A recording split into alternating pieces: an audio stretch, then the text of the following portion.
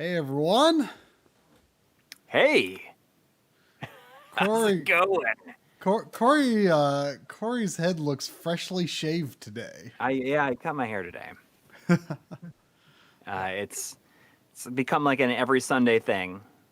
Unless there's a couple of times where I wait 2 weeks, but I had intended to shoot my on-camera stuff for the episode that I'm working on today, and it didn't end up happening. But I got like caught up in working on like a I have a camera setup going here, like where I wanted to make a setup where I could put it together super quick. So that you could shoot Yeah. from your computer chair. Yes, but I won't be sitting in my chair. Like I have a chair without a back. Oh, okay. But I mean, I recently like bought a different arm to do it with. I don't know if you can kind of see it here. I can probably. I don't know if I'm gonna move anything around, but you can. I kind of pull it down. Oh yeah, there's your I can see your I can see the edges of your teleprompter. Yeah, I don't think people are gonna be able to see it in the chat, but that's okay. Yeah. That's all right. So I wanted to leave this like set up where I can easily do it. I'll take the teleprompter off, but just like leave the arm here. Oh. But yeah.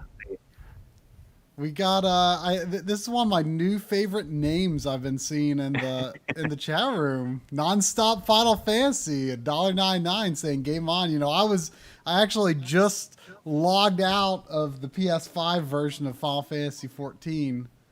The beta for that went up this week.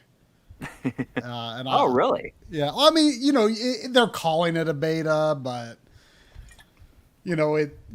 just in case it's an actual full-on version. It's not. It is the full-on version. I mean, you've got access to your content. I mean, I had to resubscribe to even use it. I hadn't subscribed since I played Dragon Quest X last year. Mm-hmm. I took my subscription for Final Fantasy 14 off, even though I wasn't. Oh, really? I hadn't really been playing it a lot lately, anyway. I mean. I haven't played anything in it since I finished the Stormblood expansion. So now that the PS5 native version is out, I'm going to slowly work on the interim Stormblood Shadowbringer storyline. Now I hear Shadowbringers is even better than Heavensward, so it's hard to believe, but I'm looking forward to that. And then the next expansion comes out later this year, which is like. I mean, it's kind of a big deal. Like I mean, there will probably be expansions that come out after this, but it like concludes the storyline that like has been going on since the beginning. Really? Yeah. So, do you feel like that's going to be the end of it for you? I mean, probably not.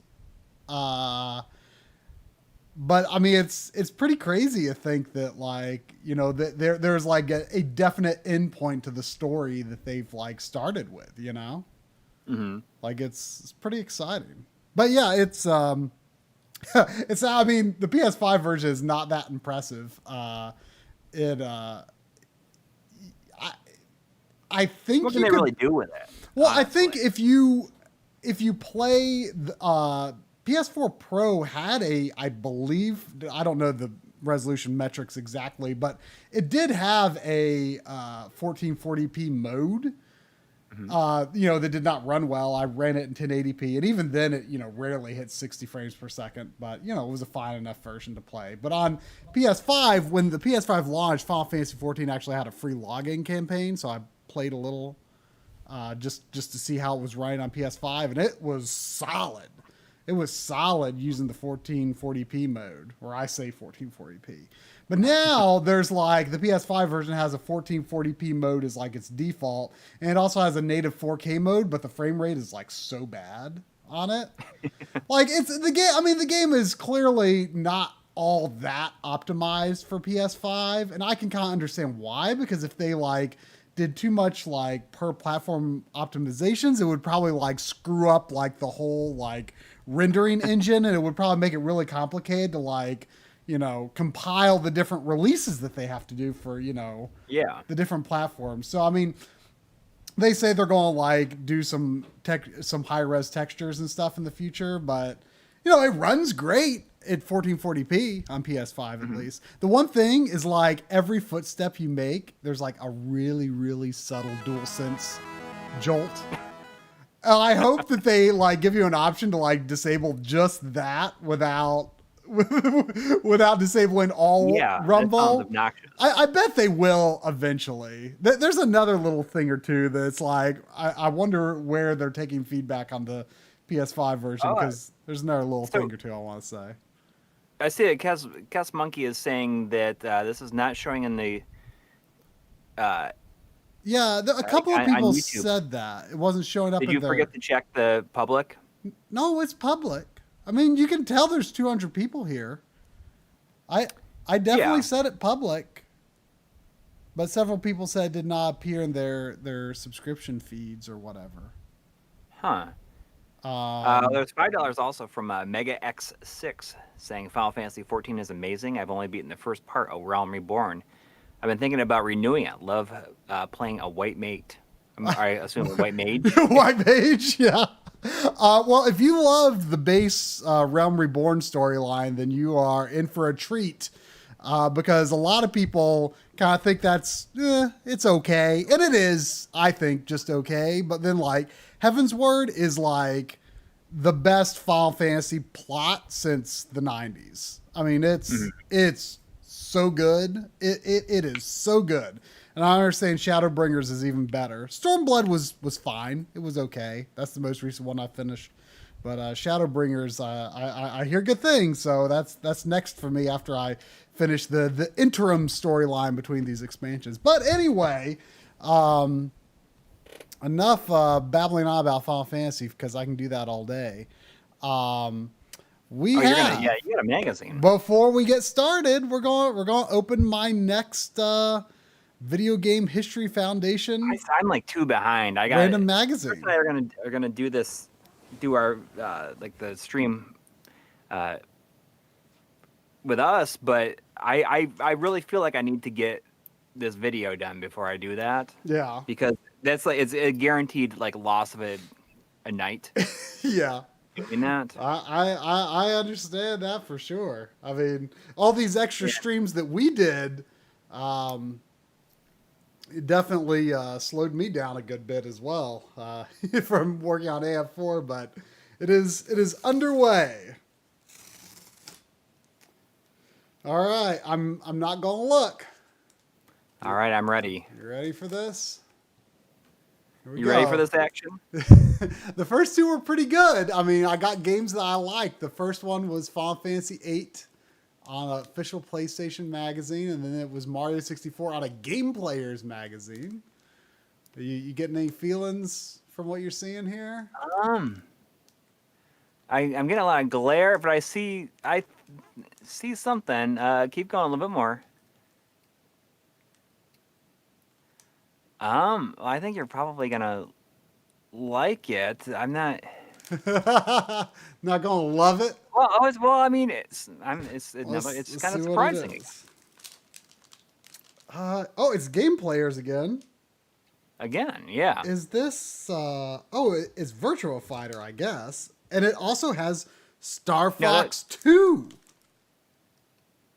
It's like PlayStation's secret weapon, KO's Virtua Fighter. That's a Battle Arena Toshinden, which was supposed to be the Virtua Fighter killer.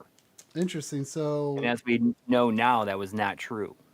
This is March '95 gameplay. Oh, that's a good year though. Star Fox 2 though. That's Star Fox 2 on the cover. Look at that. That's crazy.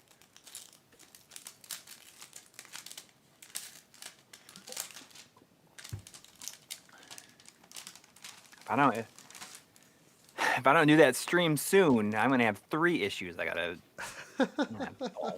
Well, luckily I can get through a magazine a lot quicker than you and Chris can. Yeah.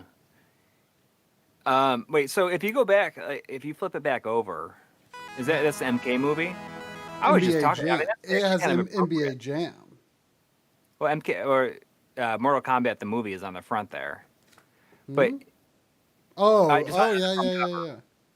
What's interesting though, I mean that's good timing considering that reboot movie is coming out in like 5 days or something like that Oh, is it? on, I on thought it was out. HBO I thought it was out on for some HBO Max reason. or whatever it is. I would just talk to my friend Dustin about Mortal Kombat the movie and how I still in my closet someplace. I still have my opening day movie ticket stub from seeing Mortal Kombat the movie. Oh wow! Here's the most powerful game system in the world. Just got a 790 meg tune-up. Only 149. Do the math. That's interesting though because I don't really know where this like when CDs started being like holding like 800 meg or like 80 minutes of music. Because when I first started getting CDRs, it was always like 650 megs they could hold. And I don't know when it changed over, or if it's just like a compression thing, or if it's just like were able to make it like have slightly more surface area, like usable surface area. CES. So I bet that's where they saw Star Fox 2. Yeah.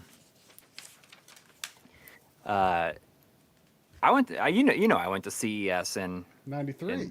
93, yeah. Yep. Here's some screenshots from the Mortal Kombat movie. Which I feel It's a pretty really good holds movie. up. It's a good movie. Yeah. I think it's I think it's just as good now as it was. Ooh, Sega stakes its claim to Neptune. Oh yeah. Is that an actual mock-up? Because it kind of just looks like a Genesis 2 with different, with a 30 with I mean, 32 I feel like it might not be a mock-up, but maybe it is. I mean, I've seen that It's mock-up not a lot exactly a Genesis 2, but I mean it's pretty close. Okay, so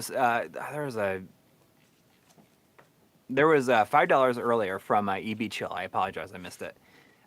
Saying someone recommended Threads of Fate on PSN, and I immediately recognized it from your videos and bought it. Really liking it. Thanks.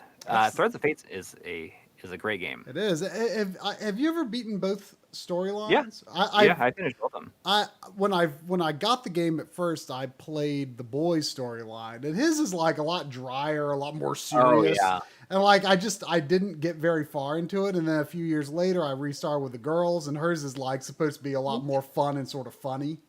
Yeah. And I really enjoyed it, and I want to go back and do the other storyline sometime, but I just never got around to it. Check out Phantasy Star 4 here. It's crazy. Is Phantasy Star 4 $95? That would make sense. Yeah, that would make sense because It's weird for me to think of it being that late. I bet it was 94 in Japan though, because I'm not sure if there was even any 95 releases on the Genesis in Japan. Like, it was done like around either late 94 or early 95. There was like no more Mega Drive releases, I don't think. Yeah, I mean, I remember giving my mom the money to buy it from KB Toys because they were the only ones they had a copy at the time, and I had to go to a high school basketball game for some reason or another that night and watch it. I mean, I came home and started Phantasy Star 4. There's no way in heck anyone could have talked me into doing that over playing a new 16-bit RPG.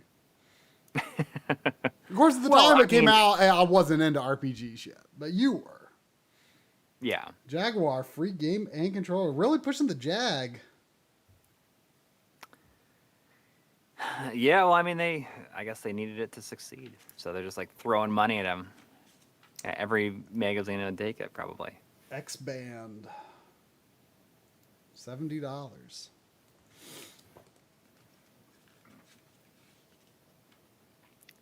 Saturn defies skeptics and flies off shelves. The 32X is cool, but the Saturn is where the real action's at. Yeah, I guess that's interesting. So I mean, it's out in the U.S. at that point, and that is interesting that Phantasy Star 4 was like released after the That is after the wild. Saturn. That is kind of wild. The machine's record-breaking launch is looking to keep Sega near the top. It's looking to, but it's not a guarantee. Maybe we might have been looking to. I see Planet PlayStation. Stefan Payne is saying, are you annoyed about the clickbait C-bomb PlayStation articles? Well, we'll talk about the C-bomb. Yeah, I'm sure After we're done with the magazine. I'm sure it'll come up at some point.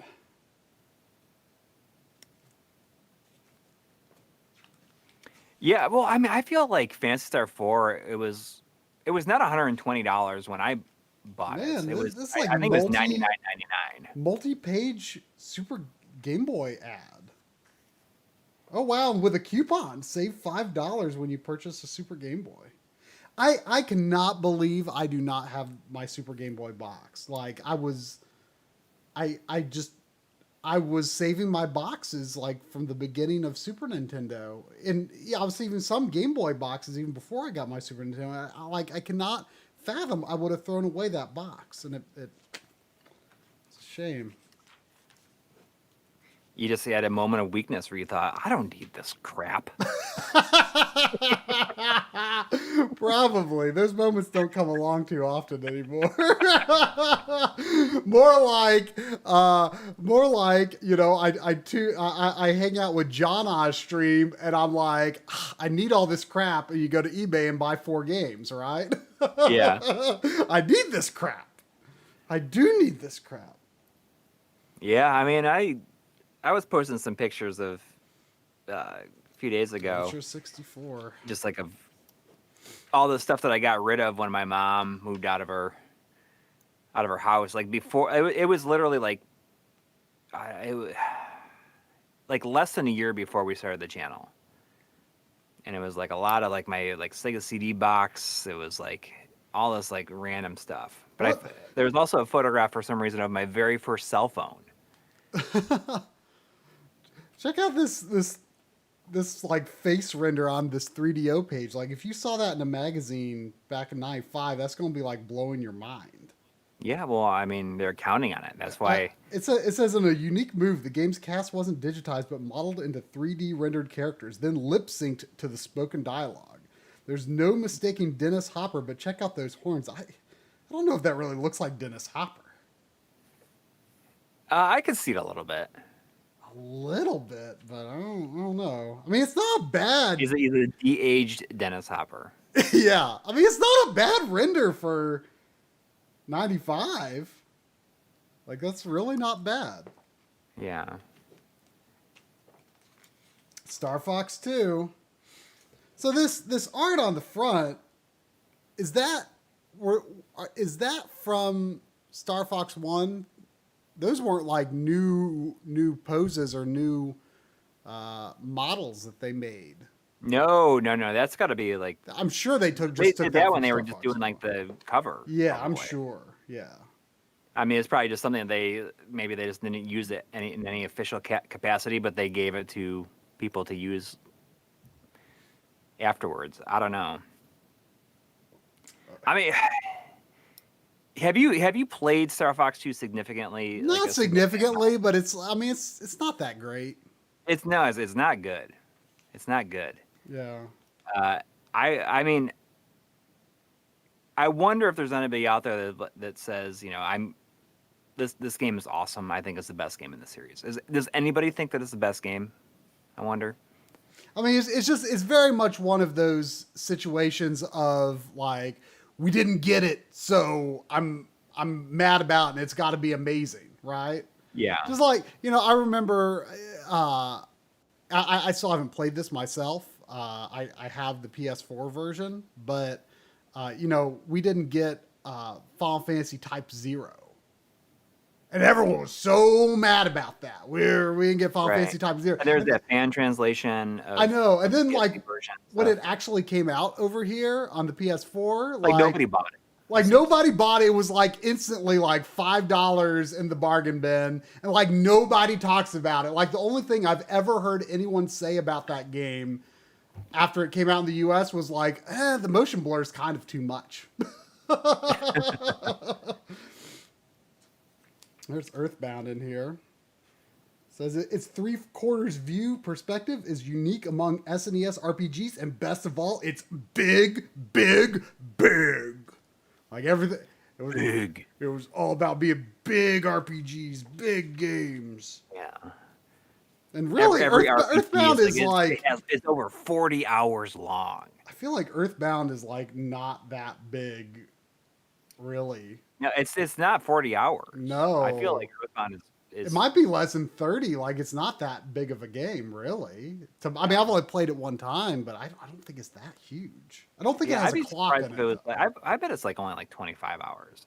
Yeah. I don't think it has an in-game clock, though. Yeah, it does not. Lunar 2 for Sega CD. There it is. Crazy to think of Sega CD games in Knife 5 in some ways. Yeah. There you go. Oh man, look at that Game Boy. Don't you just like look at this ad and be like, oh yeah, I want that. Whew. That is. Look at those.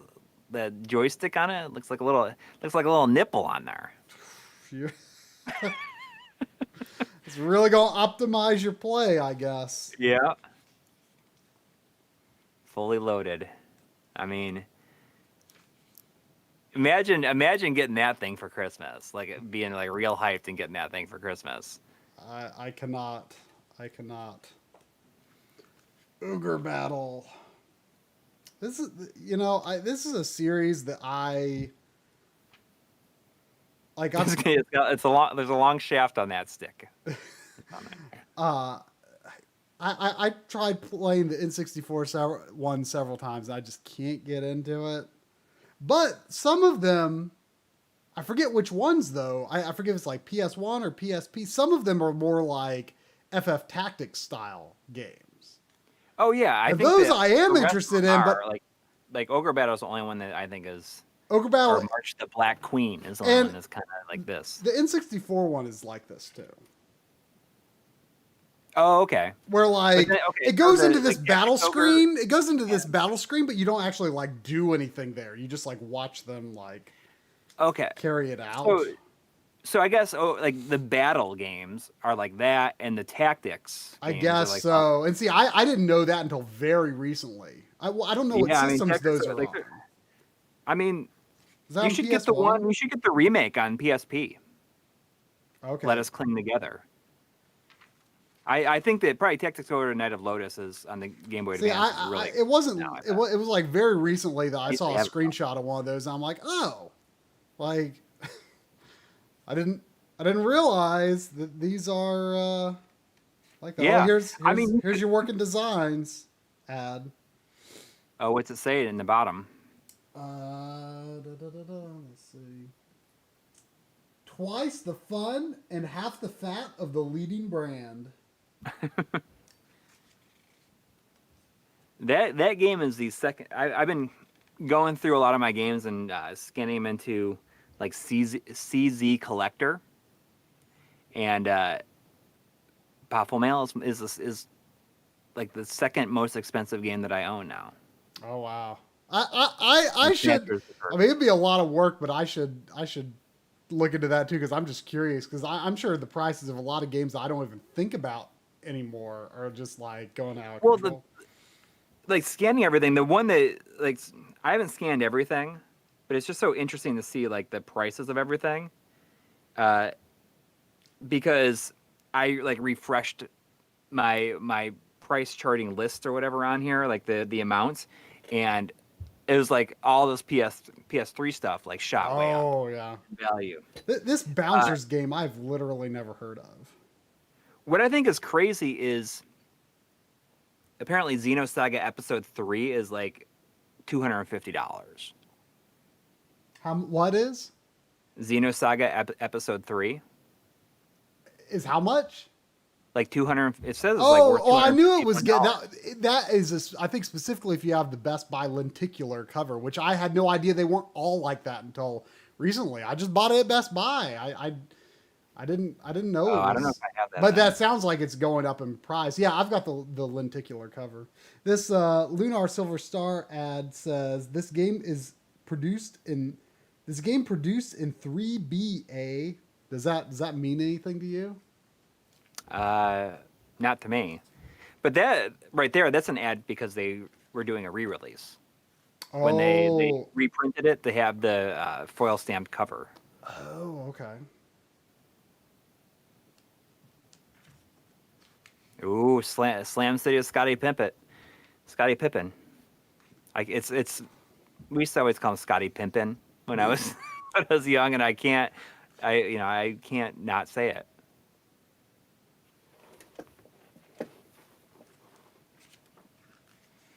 Jurassic Park.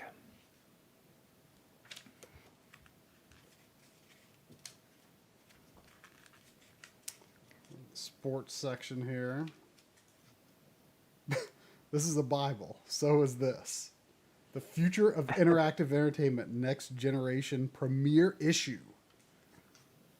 A magazine advertising a magazine. I wonder if they were related. Oh yeah, it's the same company. I mean, the same publisher. Tips and tricks for Snatcher. Oh, here's a 2-page spread on Snatcher. Like, I think it's like a little Apparently, strategy when section. past the game called the Shadow, it's unreleased. Oh, really? Next. That's a Yeah. Is that sort of infamous? I don't know. Oh, look at it. So, oh, interesting. So there's like a walkthrough for Snatcher. Yeah, there's something. I'm trying to get back to where the shadow thing was. Oh, here. Yeah, what's it? It says now available. Nope. I guess not. Is that, so that's like based on the Alec Baldwin movie that I've never seen. I guess. But yeah, this some sort of multi-page Snatcher action. This would be some nice B-roll for something in the future. Yeah. So just let's see. Oh, Does seeing that does that make you want to play it? well, I mean, I already want to play it. You seem concerned I'm never going to play it. Well, I mean, even if you just played through it on like the Mega Everdrive, you can play through it in like 2 days. Yeah, I mean, I want to do it. I want to do it. Just to, get the story. I want to do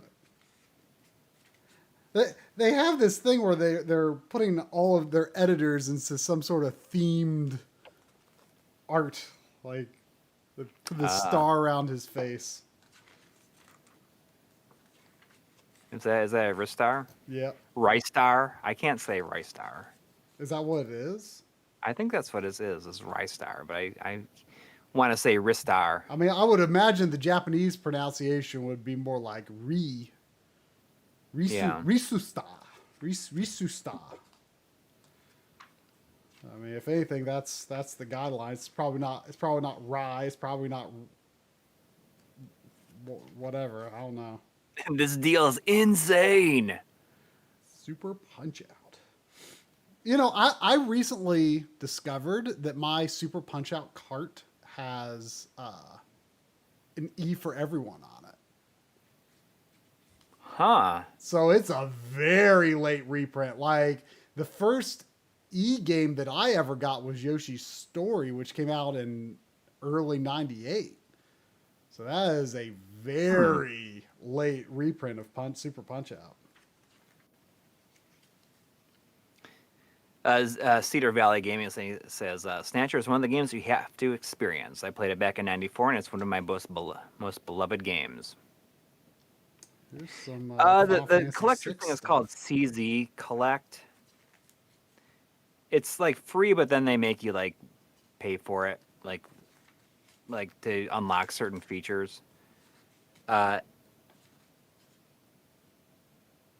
don't really think it's that amazing. I just wanted to kind of go through to scan all my physical games and just have them in there conveniently. Wow, Super Punch Out goes for a lot too. Really? Well, Clay 3613 says, I wish Super Punch Out was a $25 game. Goes for way too much. Well, it's probably not that bad compared to a lot of Super Nintendo games, I bet. Hey, there's Angry Kirby. Yep. Is that the first appearance of Angry Kirby, I wonder? I mean, I think we saw this ad in another magazine. Used to be such a good boy. I mean, What's that thing? Is that like a shoelace you just put down there? that was the thing that I ripped off to open up the envelope. Yeah, I mean, it's funny. I'm always amused by how Nintendo of America had to contort themselves into making some of their games look cool. Look at me listening. Yeah. Look at just I'm messy. You can tell I'm like messing around with my my teeth, my tongue, my teeth as I listen to you. Yeah, the you just leaving me there? Okay. I feel like that that period of Nintendo is really embarrassing. I think the play out loud stuff is embarrassing. It's And funny, sometimes though, in really retrospect. like there's a lot of like gross stuff that they tried doing too. Sandy.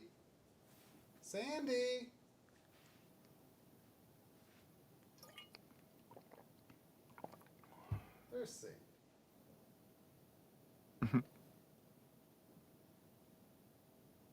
What you doing? There is $2 from Mop Spear saying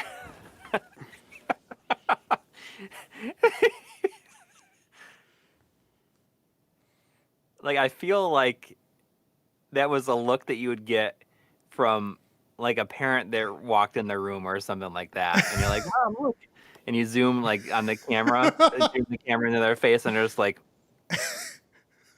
"Do you think this is funny?"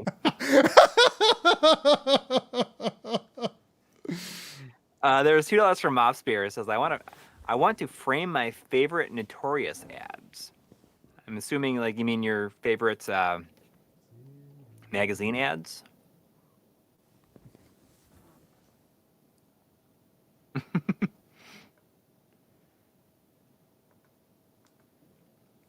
A live room tour. I mean, you can scratch that itch. A lot of people want that itch scratched.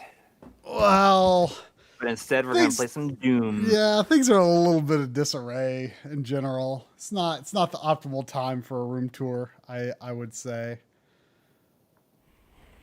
So yeah, let's. Whoa, that's loud. Yeah, I can hear that. Yeah, let's turn that volume down a good bit.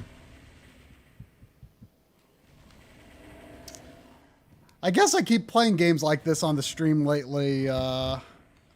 I played Chex Quest. Chex Quest earlier this year. I was actually going to play this like a month or so ago and ended up playing some other stuff instead. But yeah, I mean, this is a game I've always wanted to play. I think a friend might have ran it back in the day. Mm-hmm. I'll do Bring It On. But this developer, Night Dive Studios, John just did another video on them. Because they did Shadow Man, which I did not know they were. Oh, is that? I didn't even know that was out. I guess it just came out on PC, but it's not on consoles yet. Interesting. We were talking about it in our chat with John and Audie yesterday. I said I had no idea that like Shadow Man was like noteworthy or really recognized or well received or anything. Like I just like. I feel like I just like saw the box art and like Nintendo Power or something and just thought it looked way too edgy for me and just thought, ugh, this just looks like a game that's being edgy for the sake of being edgy, Well, that's the game that I think, isn't that the game that Acclaim had that where you had to change your name to Shadow Man or something like that and they would pay you for it? Oh, I feel like you were talking about that not long ago. On a tombstone or something like that. I don't remember what that was like their stunt advertising that the Acclaim was big into as they were dying. I do like that this has a double chainsaw because, if you're gonna once you go to once you're already on Doom 64, look to make it more exciting, you just put a double chainsaw in there.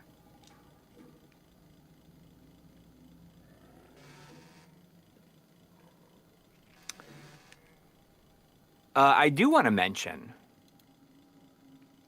I did not realize that this released even today, or yeah, it released yesterday.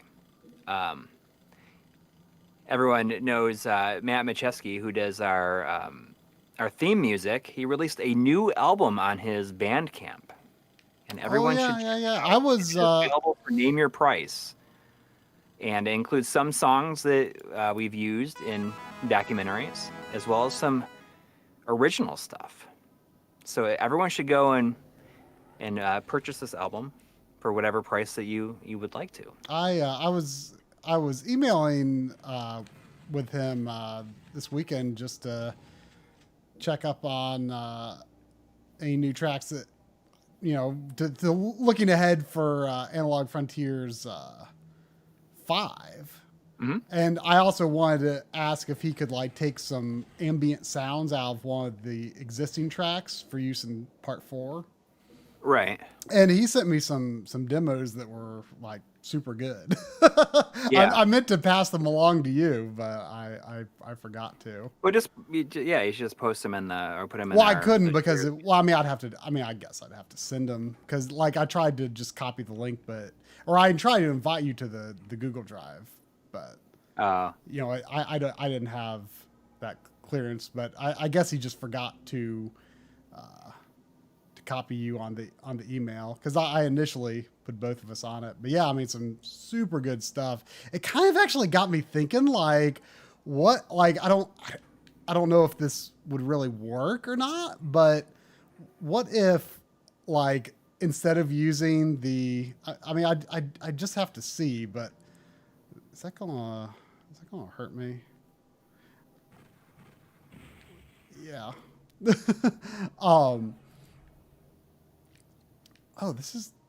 That was kind of a waste. Yeah, I don't. So some people are saying it's not in their feed. I don't know. Maybe YouTube is punishing us for having successful streams every week. But anyway, I was like, I was kind of thinking like, I wonder like, what if like instead of using the theme that I've used for Analog Frontiers up to this point, what if like the end of part 5 had like one of his vocal tracks in or something? Like that might be. Oh, you should. That might be kind of a fun way to end this like phase of my life. Yeah. Yeah. Oh geez. I'm trying to switch to is my chainsaw gone? Oh no. I couldn't switch my chainsaw. I don't know if it was because I was taking damage or... Oops. Or if the chainsaw has limited use. I don't know what the deal is. What's interesting is that the theme music for Analog Frontiers is one of the tracks on this album, but it's quite extended. Oh, okay. It's like I think it's like 4 minutes long. Yeah, he told me he was getting ready to release an album soon, so that was cool.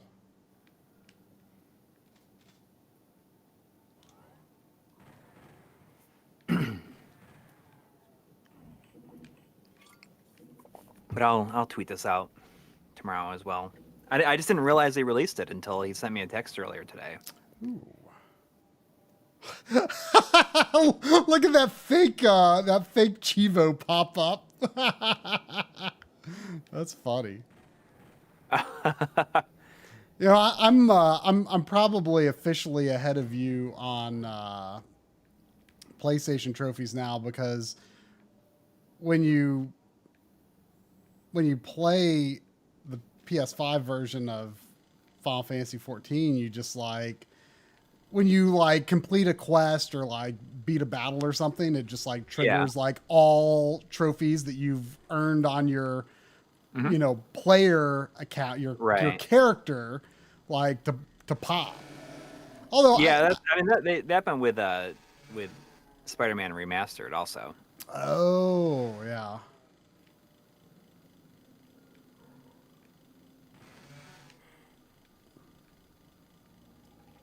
Nick M says this is their my first Doom game. Well, I never figured out why the original Doom soundtrack was popular. Maybe John Romero's taste in music. I mean, I do like the main, do. Yeah, I can't do it. I can't sing, but I do. Can you click that link that's in the chat? It's just kind of funny.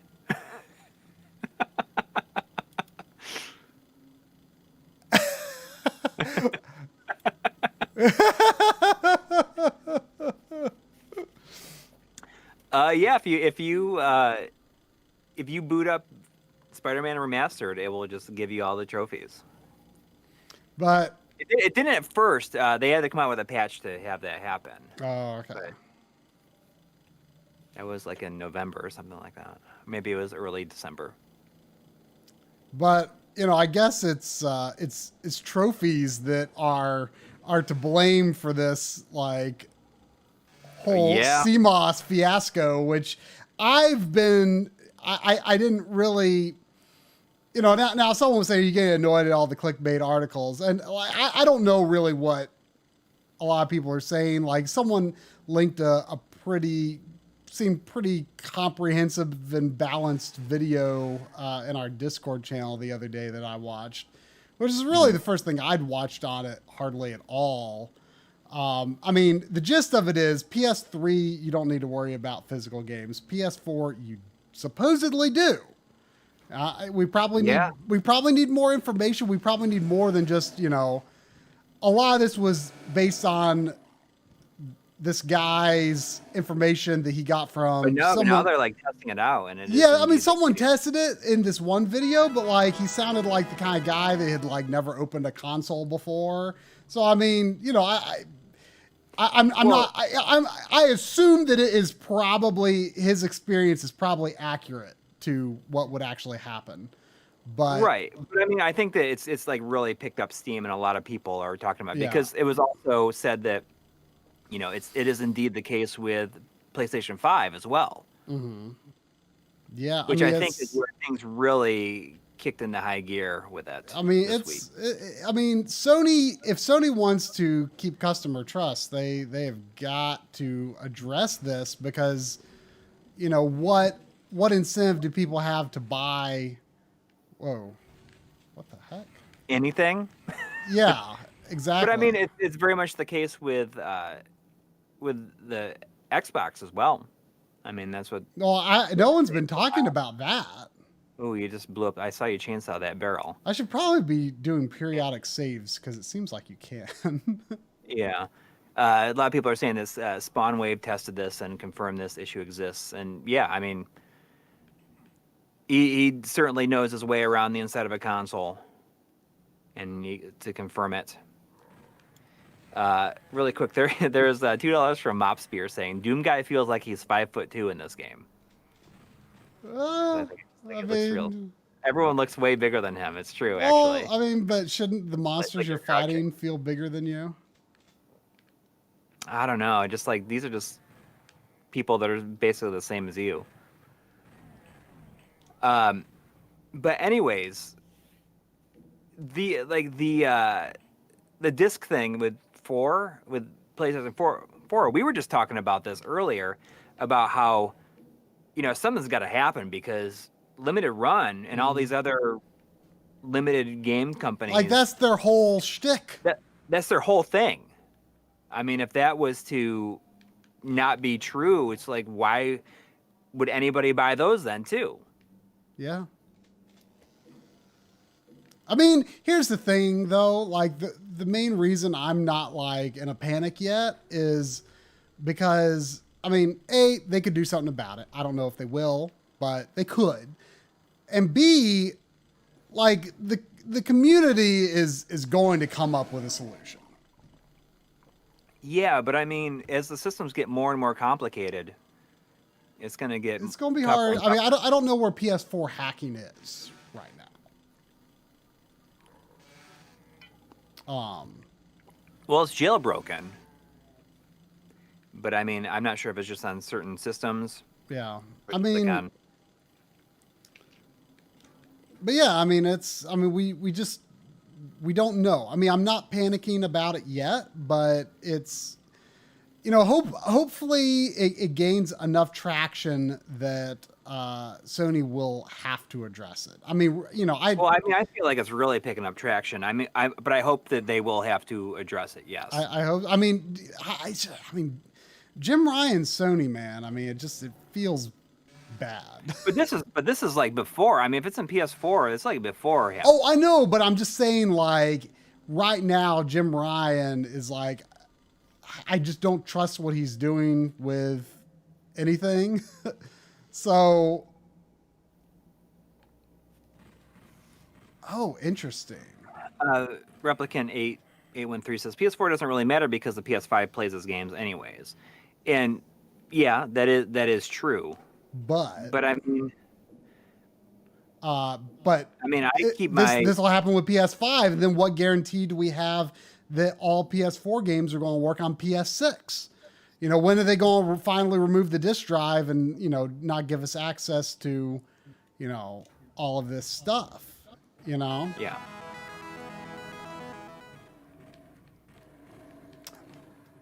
And I mean, even though, like, unless it's something that like really benefits from the increased frame rate, like I still prefer to play stuff PS4 games on the PS4, unless it's something that that really sees the benefit. Although I guess I will play new stuff on the PS5 just because it's like Digital Foundry just did their SSD breakdown. And, basically the same, very similar results to Series X, using sort of the same stuff. And I'll probably get I'll probably get like an SSD to play PS4 games that I think would benefit. Right. But I'm not going to go crazy, installing. No. I mean, all my PS4 maybe games. at the end of the generation, if the external SSDs are like real cheap. Mm-hmm. I mean, like I said, I just like have a little portable SSD that I put. It's 500 gig, and I just like copy the games, install the games to it, like as I need it. But I'm not gonna. There's no reason for me to have any kind of like long-term storage for PS4 games on the PS5 like now. Yeah, I'm not that worried about for now, but because I mean, that in 5 years anyways, they'll have SSDs that are like at least like 5 or 6 gigs. Yeah. Or 5 or 6 terabytes. But yeah, we really got to hope Sony's going to address this. I mean, it's people need to not shut up about. But people, like you were just saying about Xbox too, like no one's talking about it with Xbox those that I've seen. I mean, I've not been as tuned in perhaps, but I mean, what do we know? I mean, we know that this is Trophy's fault. This is Trophy's fault. And, Xbox has had that integrated from the beginning on the 360. But, Trophy's, I've been saying for years that, obviously, cheating is bad, at least insofar as it affects other people. But the fact that every single game, it now has this like micro competition with the world Yeah. of, collecting trophies and stuff, and the fact that it has to authenticate the time so you can't be like, ooh, look, I got this trophy before anyone else. Uh, it's, I mean, it's unfortunate, that it's just, the fact that it locks a lot of saves down to your system and stuff like that. Like, you don't have the freedom to move saves about and take them to your friend's house and stuff like that. Well, you do. I mean, as long as you have you have to log in. It's tied to your account. See, again, it's not like it was in like PS1, PS2. I'm pretty sure you can days. use the saves. You can't just earn trophies from using it. Well, yeah, I mean, but see, I don't know. It's not as, it doesn't feel as free as it used to be, Yeah, but I mean, I guess it's inevitable in a way. In a way, but like, I don't. I mean, I don't think you can do the same thing even with on the Switch either, and that doesn't even have. Yeah, trophies. I mean, it's true, but that's tied to like the specific hardware, I think.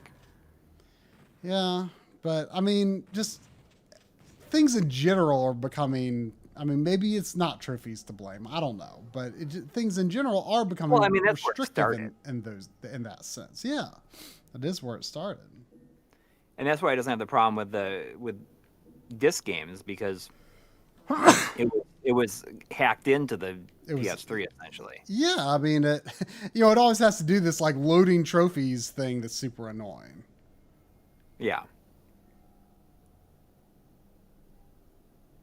Yeah, I mean, Stephen Payne saying, don't forget how it is on the Xbox. You can't even put your save on a USB stick and back it up. But at least Microsoft doesn't charge you to have cloud save. As far as I know, it's like it's I think it's very seamless. I mean, to back up from the cloud on PS5, like it's a really long process, like to download all your saves that you'd backed up on PS4. And on the Xbox, I never did anything. When I had my Series X, I loaded up a game that I had before my save was there. I didn't have to do anything. Yeah, and you can't back up PS5 saves on a USB stick. I mean, yet. Hopefully they change that in the future, because I have all my saves like on a memory stick, like PS3, PS4, PSP. It's like all on the same 32 gig USB thumb drive.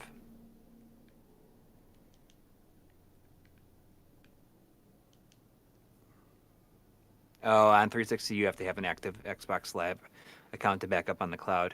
Interesting. I mean, but you can back those up to. But it's free though. But you can't restore them, I guess. You can back them up and copy them to another system. But I don't think you can't do it to like the Xbox One.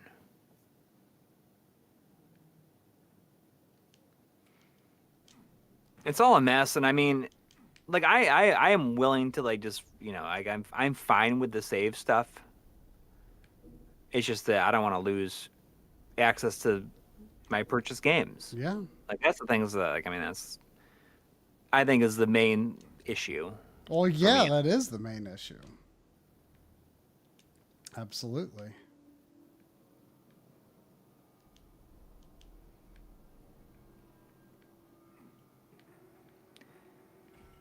But I don't know. I'm not freaking out yet, but people do need to be freaking out to get Sony to do something about it, because they can. Oh yeah, yeah. I mean, just not only that, because I mean they made such a big deal about how you don't need. Oh yeah. You have to be online, but maybe you didn't in 2013, but you might in. Yeah. I mean, it's 2023. Yeah, I mean, all they have to do is any trophies that you earn after, when it can't authenticate the time, any trophies that you earn, just are null, right? Even if you re-authenticate any trophies you earned when it wasn't authenticated are just null. They're just nullified. Nothing wrong with that, because in this theoretical future, you couldn't get your PS3 or PS4 trophies uploaded anyway. But the other piece of information that I don't think anybody knows is the time authentication coming from Sony? Does it have to phone home to PSN? We don't know. I don't think we know that. We're using the exact same location, so that that will stay active as long as Sony is still making consoles, I guess. Yeah, that's the hope, is that it's all coming from the exact same space, because then until they stop caring about until they stop making games, essentially, or making game hardware, and then taking that stuff down. Which I could very well be dead by then. Yeah, people will come up with workarounds, People will come up with workarounds. We'll be okay. Yeah. It's just that, there will possibly over time be, reduced interest in, wow, I better save.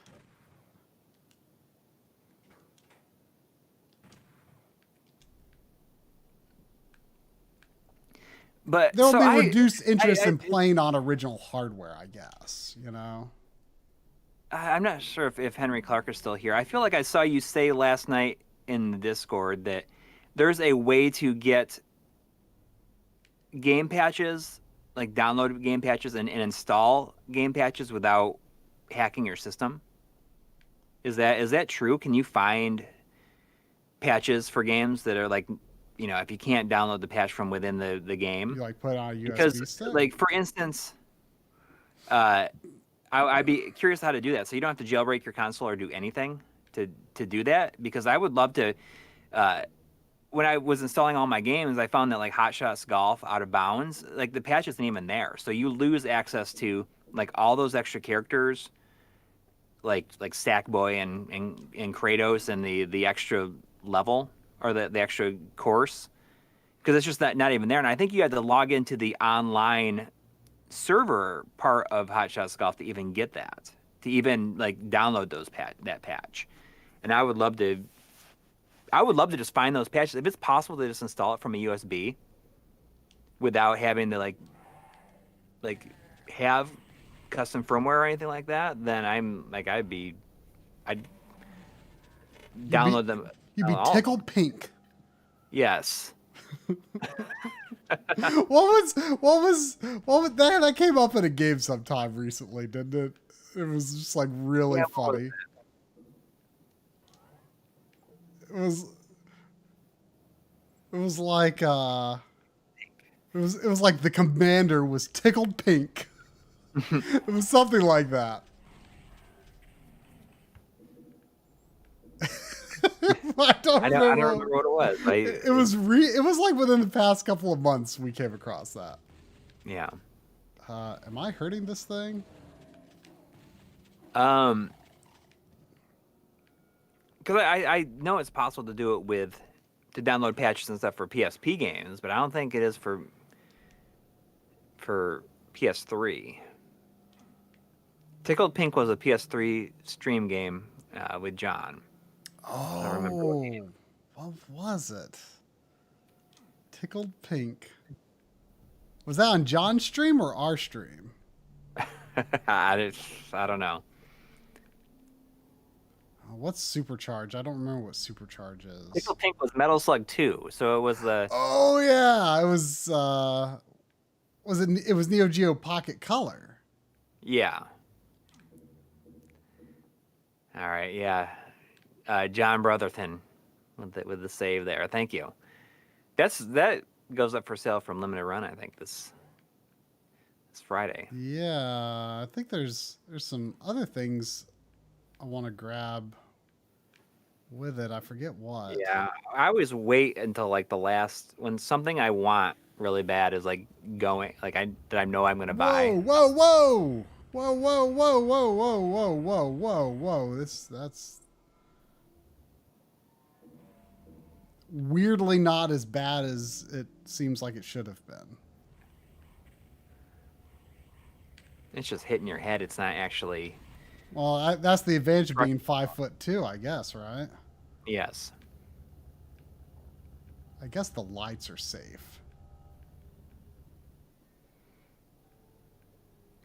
I have a red key. I don't remember seeing a red door. So Microsoft has the list of some of their own games, such as Forza 6 and Horizon 2 and 3.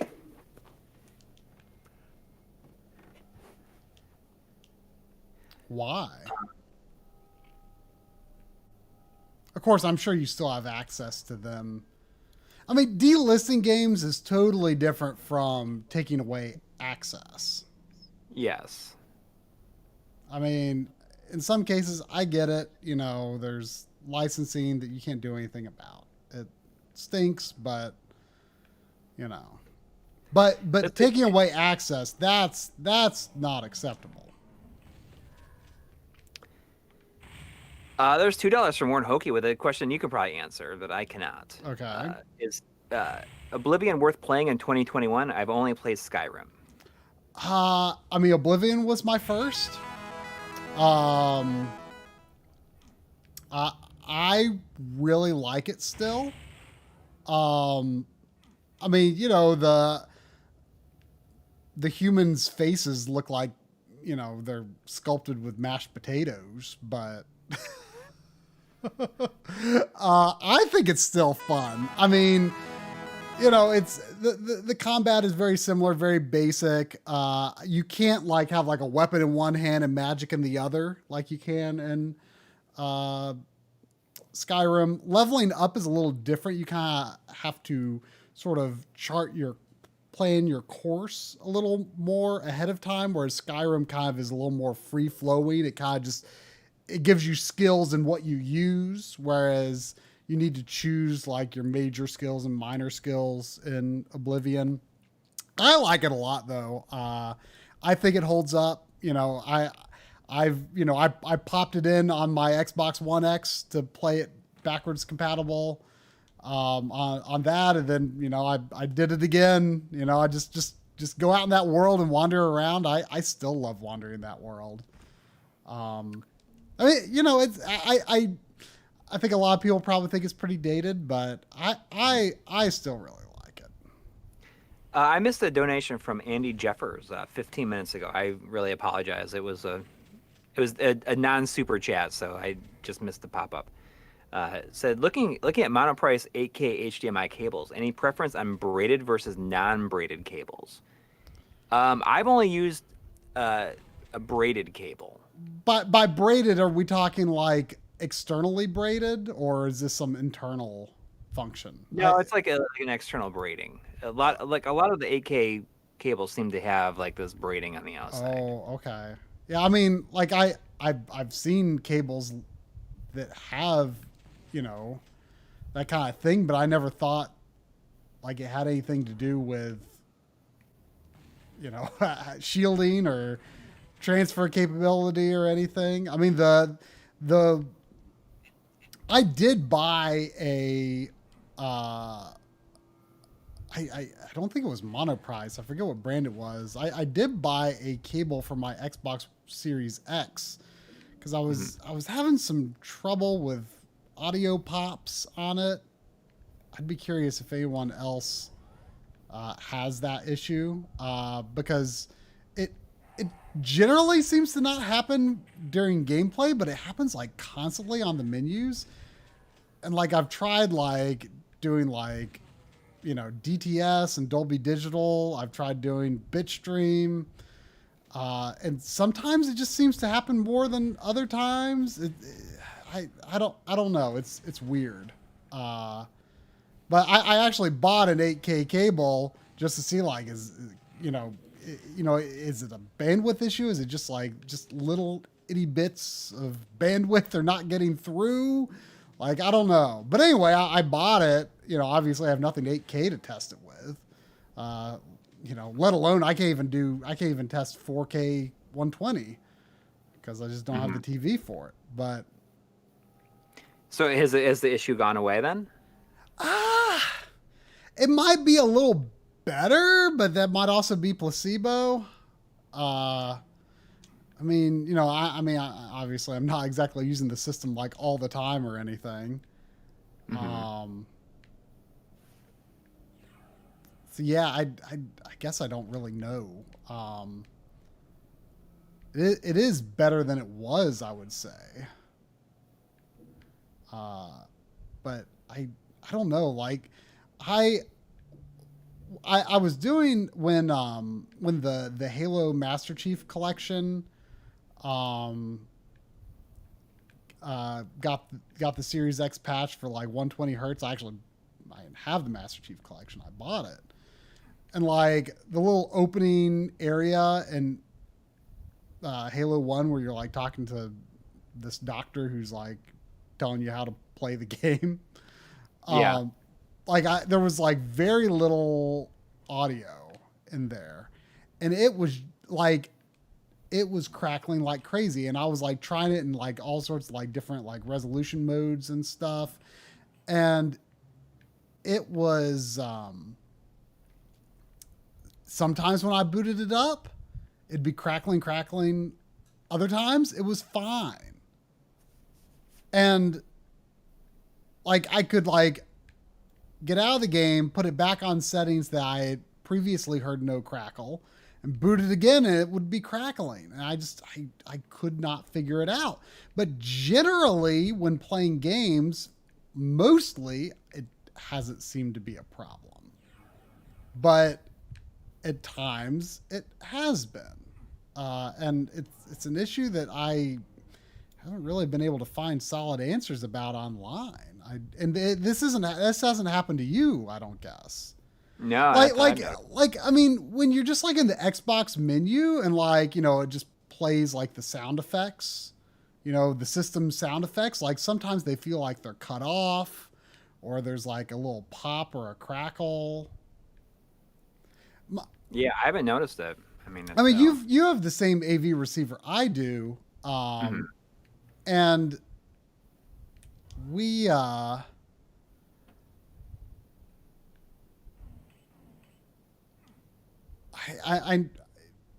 like sometimes when I first turn the AV receiver on, if like, let's say I'm on the Switch menu screen, you know, there's no sound on the Switch menu screen. And let's say it's just sitting there for a few minutes. And then like I move my cursor or launch a game or something. Oh, hey, there was an Asa Davis $1 on Patreon pop up just now. Oh. Thank you if you're in the stream. Thank you if you aren't in the stream. Lost my train of thought. What were we talking about? The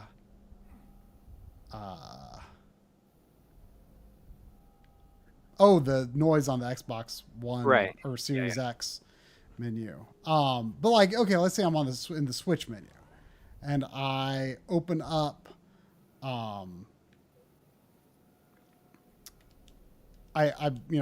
move the cursor after, you know, having not sat there. And I've only just turned on the AV receiver, right?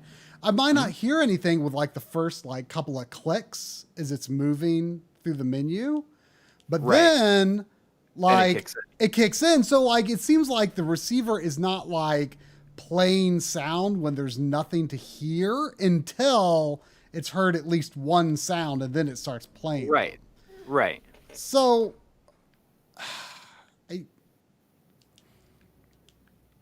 I don't know if that has something to do with it, but like it's almost like the sound cuts in and out like constantly in the Xbox menu, or at least inconsistently. You know, it's just it's inconsistent in how it plays the sounds in the menu. But then in a game, normally it's okay. What game do you remember? The Halo Master Chief Collection, Halo 1, like right as soon as you can control Master Chief when you're on the ship, like it it was doing it like crazy Yeah. for me. Okay, well, I'll give that a shot then. Yeah. I'll try that in particular. But like sometimes it wasn't. Like I would get out of the game, I would change some sound settings, go back in, and it would like not do it, or it would be less frequent. And I'd go back, change some settings, and it would do it again. And then I might change it back to settings where I didn't hear it before, but now I hear it a bunch. So I don't know. It's audio over HDMI because they removed the optical port from the Xbox Series X. Yeah, that's true. Yeah. There was a $5 from Shinjan PV earlier. Thank you. Saying, Coury, did you ever end up picking up any of the vinyl soundtracks from limited run games like Katsui or Dodonpachi? I did not. My video game vinyl purchases have slowed down quite a bit. Although there's certain ones that I've had to just go for. Specifically, you know, I Ship to Shore had a Klonoa, Door to Phantom Isle that I had to buy because I love that soundtrack. I played a little Ridge Racer 7 earlier today because I got that sealed copy. You got that sealed copy from that seller in Las Vegas, right? Yeah. That sealed seller is now sold out of them. Oh, really? Oh yeah, I think I checked earlier. Like after I'd already gotten mine, I took a look.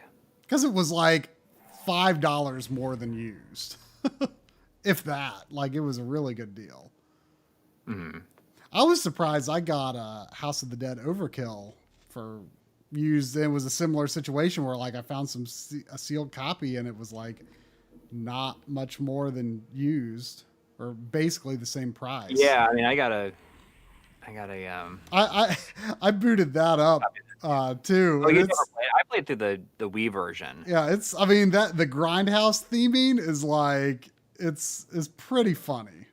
I mean the language is really funny. Yeah, I mean it's a lot. Like I remember hearing a little criticism that it's like maybe almost too much. I mean but that's the joke. Yeah, yeah. You know, how much? Yeah, like it has like the most swear words of like any game ever made or something like that. I don't know if that's true, but yeah, it's. Well, I mean, I think at the time it was. It probably was. Yeah, it's probably not that crazy by today's standards, but I mean, it's done tastefully, I guess. It's done, to comedic, to very appropriately comedic effect. Yeah, it's pretty great. Well, you must have bought it at just the right time, or we both must have bought it at just the right time, because Metal Jesus talked about it. Oh, really? Yeah. Was he talking about games like PS3 games or something? Yeah, PSN games to get before it goes offline. Yeah, I'm looking forward to playing that, but I'd like to play it. I'd like to set up the Move to play it properly, and I'd like to play it co-op with Drum too. And also, there's I don't know if you saw that they're remaking the first one. Oh, on Switch, or at least Switch. I don't know if it might be on other things. I don't know how exciting that is for me. I mean, I don't know that much about House of the Dead. I don't know if I like love the look of it. It's like House of the Dead is supposed to be campy, and this doesn't look like it's that campy. Yeah, I mean, I know almost nothing about House of the Dead 1. Yeah, well, I've got the 2 and 3 collection on Wii. Yeah, same here. House of the Dead 2 and 3 Returns. Mm-hmm. But like, yeah, like House of the Dead 4 is PS3 exclusive, PSN exclusive. I've been thinking about buying that. Use a machine gun in it. But the opening like trailer cinematic for like the first episode on Overkill was just like so funny. It's been a long time since I played through it. Yeah, it's pretty good.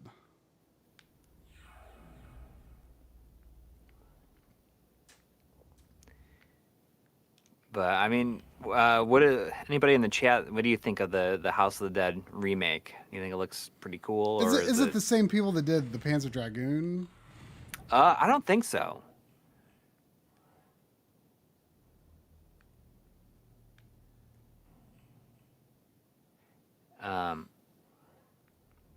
I don't know. It just didn't seem like that exciting to me. I didn't look at very closely. I mean, I guess it's cool just because I don't have any version of the first. You know? Oh, okay. So it is the same studio as the Panzer Dragoon remake.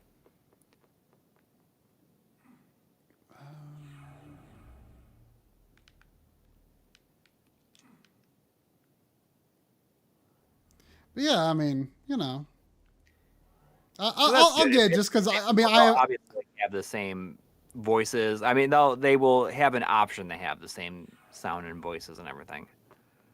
Yeah.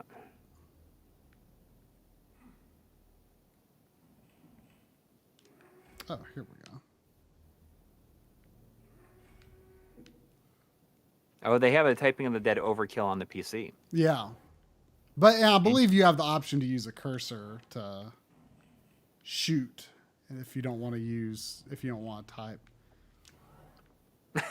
I really Typing of the Dead Overkill? Huh? Oh, yeah. Henry Clark, I saw them. I opened them up and I'll check them after the stream. Thanks for that. Rocket launcher. Is there a reason that they're giving me this? I better save. How many? I will buy the remake just because it is what it is, but it's also, I mean, you're just gonna use the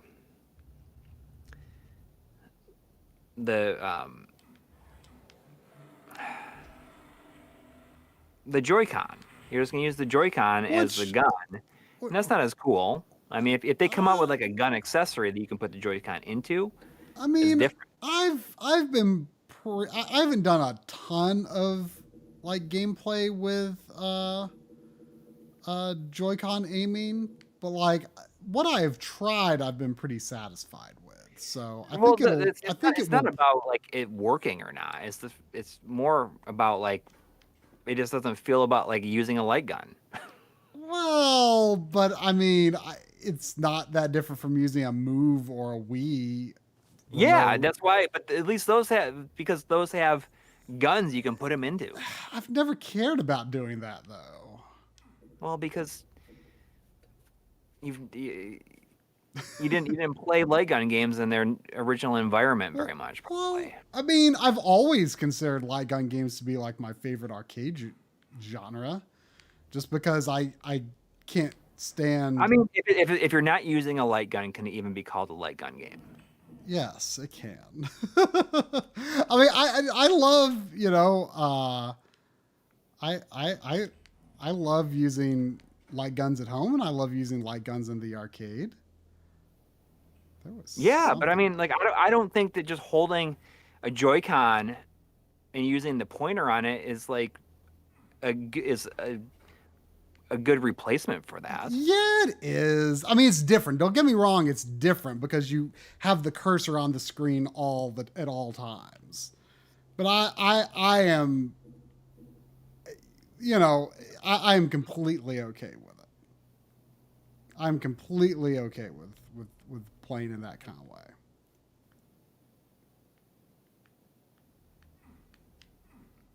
Corpse 413 says you absolutely cannot call it a light gun game without a light gun. Yeah, I love to aim down the sights of my Joy-Con. It's just not the same. You can't hold a light gun like you're holding the gun. That's the fun. Sure, thing I mean about it. I mean, can you imagine like Time Crisis? Like the thing that makes that game so fun is like using that gun and like clicking the reload on the That is not the only thing that makes that game so fun. That's like a big part of it. For me, it's just like, yeah, without a light gun, it's just a rail shooter. Well, rail shooters are your favorite genre, Coury. Yeah, I know. Well, but I mean, like Sin and Punishment, you're not using a light gun. If it was like, you're seeing out of your character's eyes on a rail shooter. I mean, it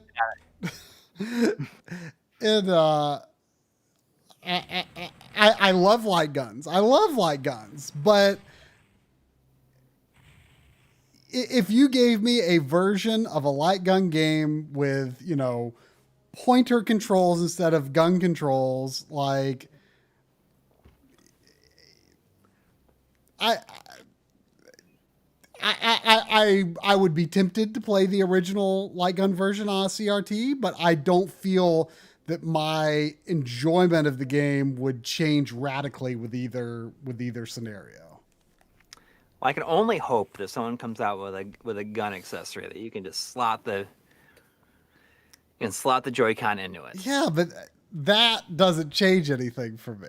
That is just one extra barrier between you and the game that just makes it clunkier to play. Like, well, it doesn't make it clunkier.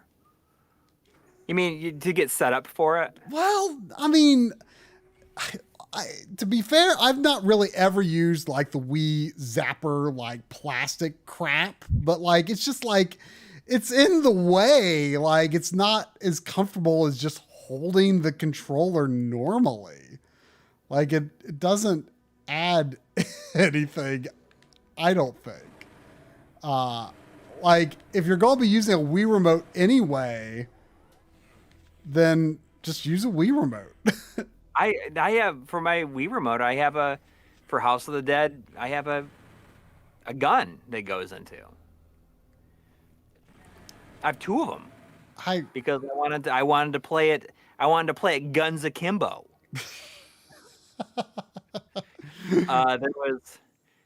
There was $5 Canadian from Vibe Mecca. Thank you.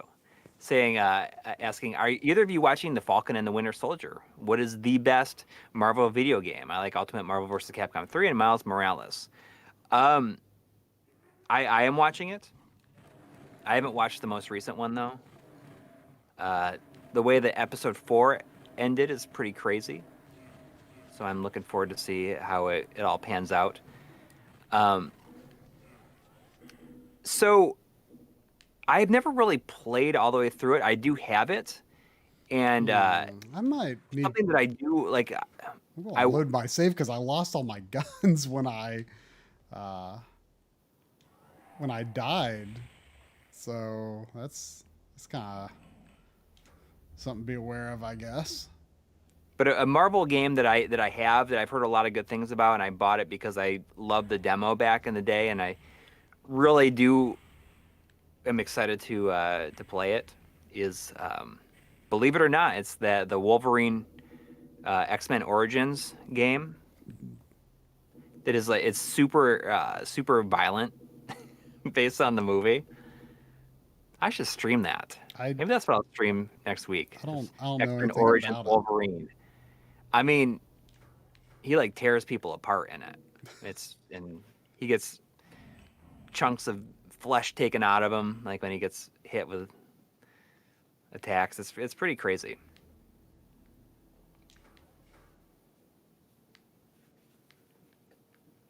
Oh, great superhero game is Hulk Ultimate Destruction, which I have as well. Yeah, that's appeared in a video at least once. I don't understand what triggers that red key card to appear.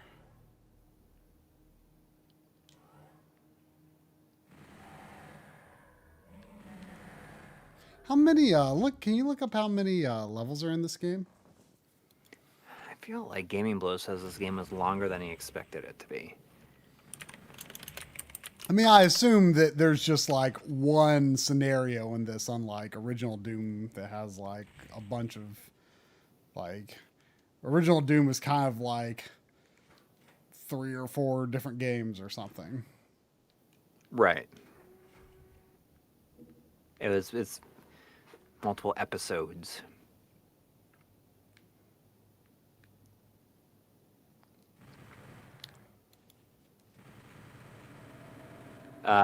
Some people are saying there's 30 or 40 levels. Really? Mac is saying there are 35 maps. Are some of those like post game So bonus levels Santa or something, or I'm just curious, like how many until the end credits? Like what's beat? I mean, people have said that there's a lot of hidden levels too. 40 maps, but a handful are bonus stages. I see. I was just curious if it was possible to beat the But game if you don't tonight. finish it, you'll never be able to say you've played all of 64.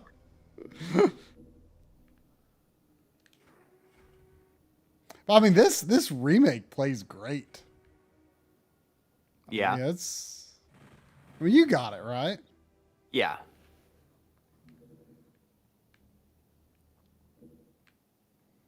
I mean, Nine Dive Studios seems to have this very interesting Gee, what's going on here? yeah, I don't know, it's weird. I don't know if it's the lighting in here or is it, I don't know if they need to have an epilepsy warning here or something. Is it the hallway? People are saying 32 main scenario, then extras. Weird, the hallway's not doing that. Was it the supercharge that was doing it? I don't know.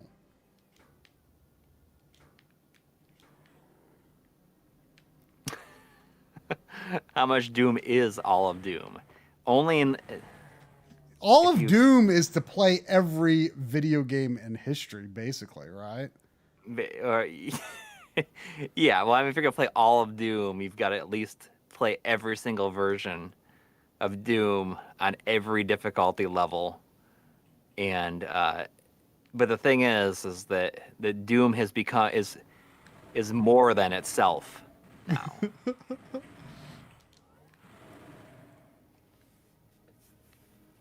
Speaking of Doom, and Tim Rogers' video on Doom, I also installed American McGee's Alice and Madness Returns to that was the Doom video, right? Where he kept saying American McGee over and over again. Yeah. He says that American McGee is a bozo because he made some levels in episode 4. That is a episode 4 mission 1. Thy flesh consumed. I think it is. But oh, do you have the game or did I you? I got the 360 version recently. Oh, really? Yeah, but because it's backwards compatible and you can also play the original game that like Yeah, but I think it's expensive now, isn't it? it was like $35. Oh, I feel like I saw it and it was like $100 or something. No. It was like $35. Maybe with the code, but see if you put it in a current gen Xbox, you can download the DLC for free. I mean, I don't know. I mean, maybe they'd allow you to do that on a 360 now. I don't know, because if you go to the if you go to the Xbox website, it lists American McGee's Alice as free DLC. But you have to launch it from within Madness Returns. That's fine. So yeah, so I mean, you need to own the game, but yeah, it I remembered playing the demo for that on PS3 back in the day, and like I always remembered like the way her hair moves, looking really cool, and like I'm glad that my impression of that kind of holds up. Like the way her hair flows is like kind of unique. Like it looks really good. Like it's not quite like Tress FX and Tomb Raider, but it's like I forgot about Trust FX. Yeah, I mean, but it's like it's in some ways it's almost better than that. Like it's hard to explain, but something about the way her hair animates is like weirdly good. Oh, okay. So it's like $40 or so. Yeah, I think I got a lower price one. I was surprised to see that it's getting that expensive though. Like I thought it was a game that got, I thought it was relatively popular and got, I assumed probably had plenty of copies printed, but maybe not. Okay, so so even if you buy the 360 version, If you buy the 360 version, I mean, even before buying it, like you can just on Xbox, you can just claim the original American McGee Alice as free DLC. I don't know if it works that way on an actual 360, but on because so I can just like go and get the original right now without even doing anything. but you launch the game within Madness Returns. I see. Okay.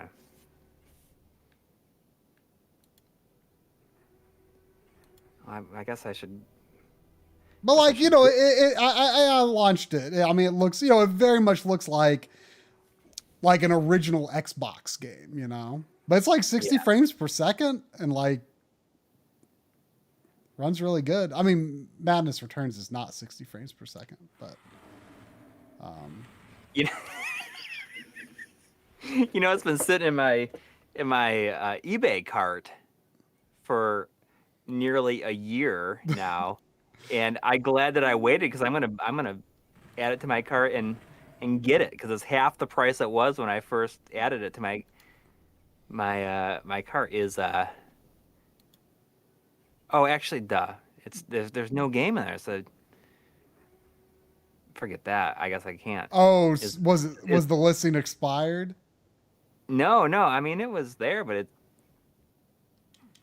that's so stupid. I mean, it didn't show the correct thing, but it was like is Floygan Brothers episode 1 on the Dreamcast.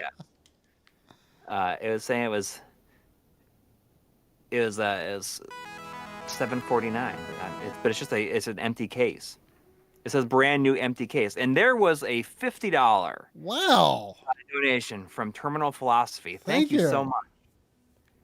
Saying great work on Analog Frontiers. Any chance you'll stream Cybernator this year? Also, is there a rough release date for an updated room tour? Also, any chance of a game-focused episode in the future like Lunar from Coury and Super Mario RPG from Tribe? Ooh. We do want to do a Lunar episode. Yeah, I really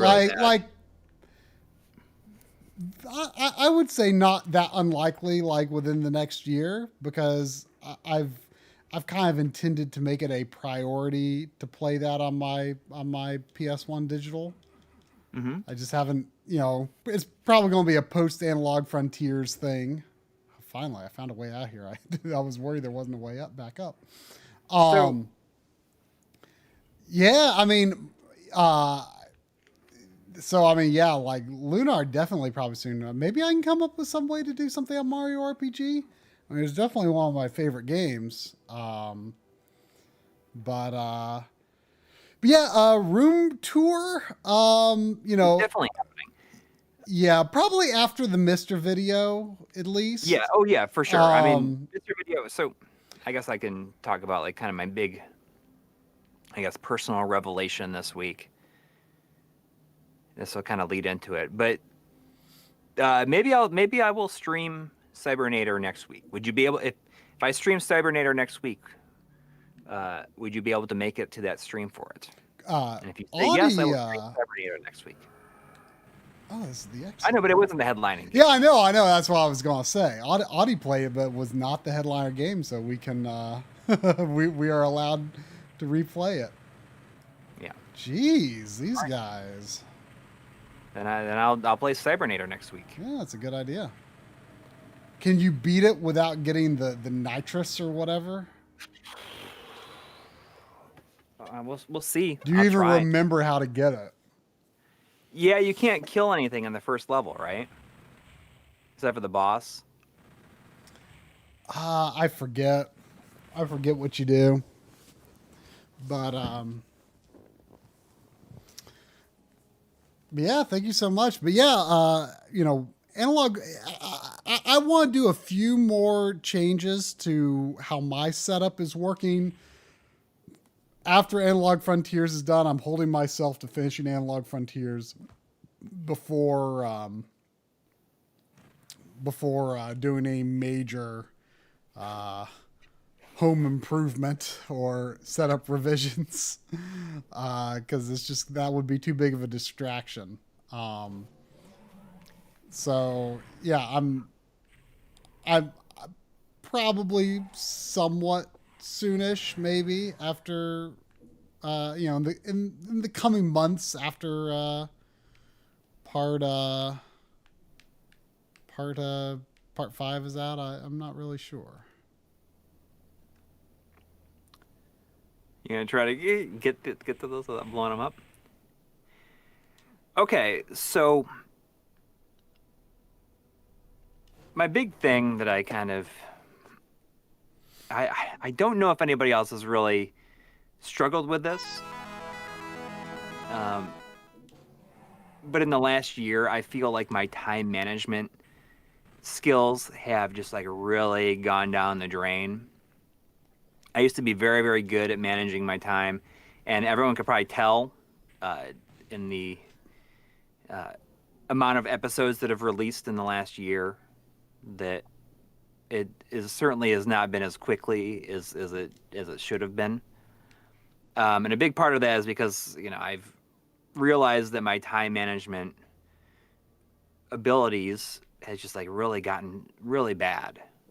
Really, really bad, and not intentional. I mean, usually am very, very good with it. I mean, it might have had something to do with the fact that like you moved like to a new house, you had to make a totally new setup, and then like everything in the world changes. Yeah, but I mean, the thing is like I get so easily distracted by stuff, and I'll just like lose all this time and not even know where the time went. And it's been very frustrating for me, and like some days like all this time will pass and I've like gotten very little done, and I get really, really frustrated with myself, and I feel so low about it. By the time I go to bed, I was like, okay, I'm going to wake up and I'm going to do a better job tomorrow. And then it doesn't. Yes. I mean, see, Urameshi says adult ADHD, and that is exactly what it is. I mean, I guess I haven't really spoken about this in the past. But I do suffer from ADHD, and it's like something that has gone completely undiagnosed until probably 3 years ago. I was just having the hardest time concentrating and doing anything for the longest time. And it's something I've always struggled with, but I did not even know that this was something that I had until 3 years ago.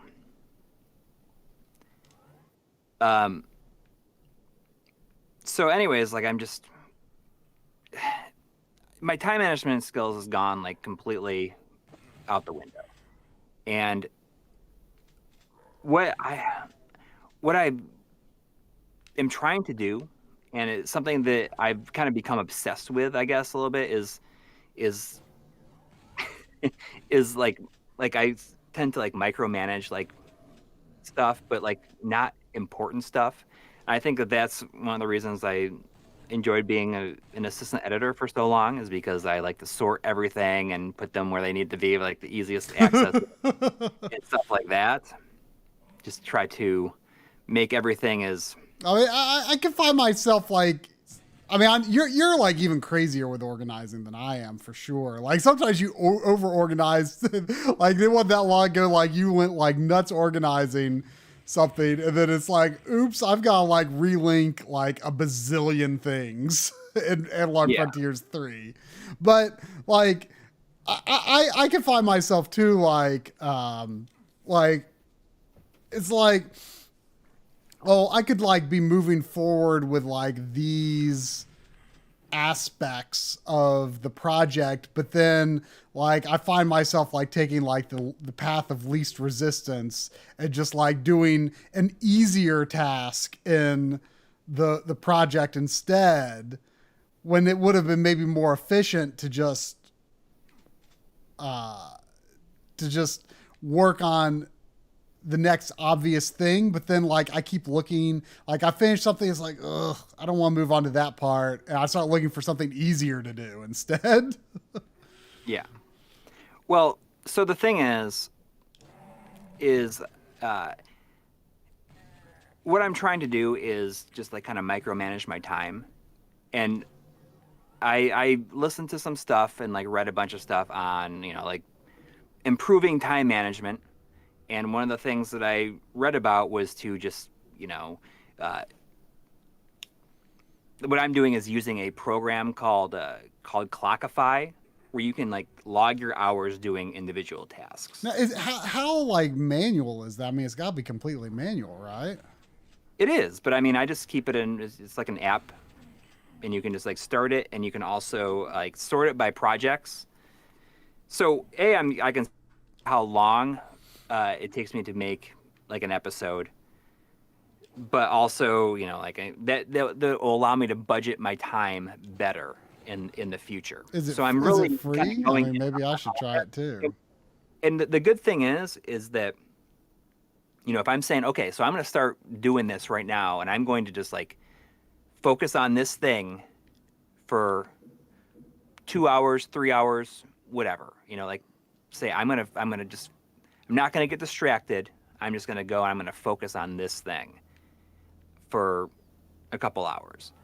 And like I started doing that at the beginning of this past week, and it's worked so well. And I guess what I've started to realize over time, and like this is, I took a lot of pride in the fact that like I was a very fast editor. Like I've always been very fast and efficient with my editing.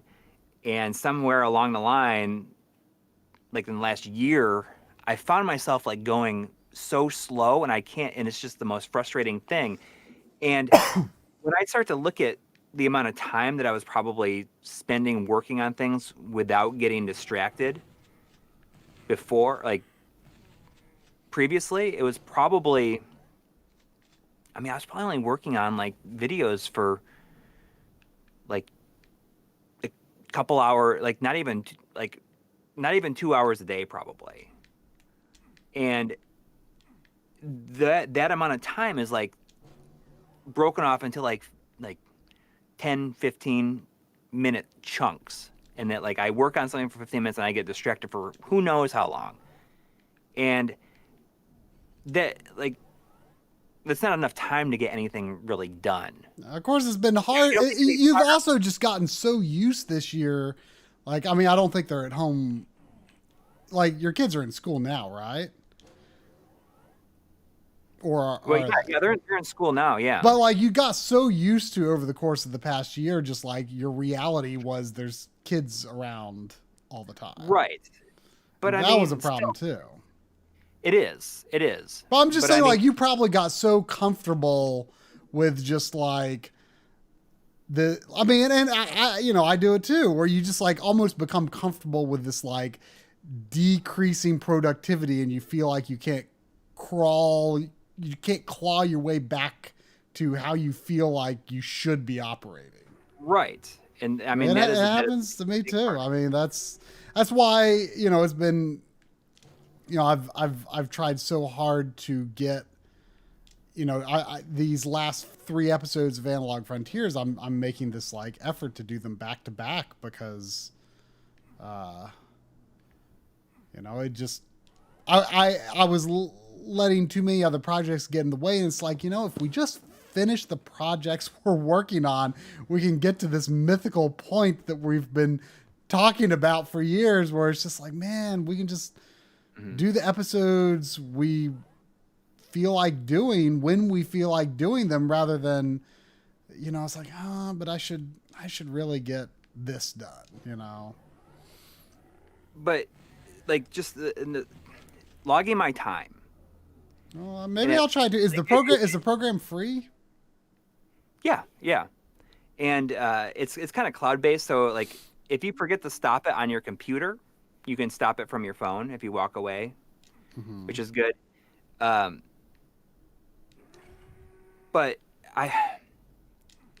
it makes me feel awful because if I should be working on this stuff a lot more than I have been, and well, at least you can see it. Well, now I can see this time, and I'm saying, okay, so I'm going to work on it this amount of time. I'm going to say like I'm going to work 2 hours, and I'm not going to get distracted by like screwing around with something else or whatever. Like I'm going to stay focused on, working on this episode, and that's a reason because when everything got all like when I was working like 10, 15 minutes at a time throughout the day, it would start to make these episodes feel like this insurmountable thing, and not in the insurmountable way that like we have felt in the past. It's just like it's insurmountable in a way of like this is just going on for so long, and I don't know why that it's going on. And now I know why, like these episodes are taking so long, and they shouldn't be like that. So since I started clocking my time, I've made like super steady progress. I didn't finish by today like the way I wanted to, but it's going to be like in the next couple days at least. And the stupid episode is going to be like over an hour long, which is like not what I anticipated it being anyways. And like, I don't know if it's going to be anything that even anybody's even interested in. Do you want? I mean, we've teased it for so long. Do you want to say what it is? Well, I just gotta tell everybody what it is. The episode is just about like downscaling HD games to 240p. It's just like trying out like tons of different games in 240p. It was kind of a stream idea that I wanted to do a long time ago, and then I was like, I'm just gonna make an episode of this because it seems really fun, and it has like 70 games or something in it. It's like shows like tons of different games. Well, I mean, you just had so many ideas. Yeah. So, but the difference is that everything is shot off a CRT for it. So everything is, off a CRT, and I think it's pretty fun. But you can play for a little bit, then you got to go and change the camera so that you aren't always looking at the same angle for every single game, Yeah. So that takes a while, but I mean, it's I think it's pretty fun. I mean, it is going to be like over an hour, and that's like it's over an hour, and like I had to like cut stuff out of it, like cut ideas out. I was like, I can't do this because it's just going on for so long, and I have so many ideas. Yes, of course, Sonic Mania is in it. But like the last section that I have to do, so Cuphead is in it, but the system has to be able to do 480p because the GBS control only downscales 480p. And 480i. And 480i. It'll de-interlace 480i to 240p. But the Xbox One only does it has even the VCR mode that is like 640 by 480, but the 640 by 480 has like the menu's image inside of that 640 by 480 like really, really small. So it's not even usable. But then I found out that, because I have Cuphead on the Xbox, I just did it on a computer. I just did it on a PC. So there's a little bit of there's a segment with like some PC stuff in there. But the last thing I'm doing is just how well like collections, compilations like Wii U Virtual Console, like Nintendo Switch Online, PS1 classics, like how do those downscale and how do they look like the real thing? Because that people are wondering about that, and I'm sure everyone's saying, "Oh, can I do like I mean, like have you done like RetroArch or anything in I it? no, I'm not gonna. I can't get in like those kind of emulators because those things can do. They have 240p add-ons. Um, but yeah, I mean it's. I think it's kind of fun. So uh, that will be the episode that'll be out in sometime this week. It'll be out. So let me go back. Sorry about the brain dump there. Got carried away. There was $5 15 minutes ago from Terrence Truth. Thank you. Saying, hey Corey and Try, will you ever stream Resident Evil 2 and Duke Nukem 3D on the game.com and beat them? I beat Resident Evil 2 back in the day. Good luck with Doom 64. I won't lie. I mean, there is something about RE2 game.com that does call to me, but I do not have such a system. Probably can be emulated, but yeah, there is a part of me that is curious about it.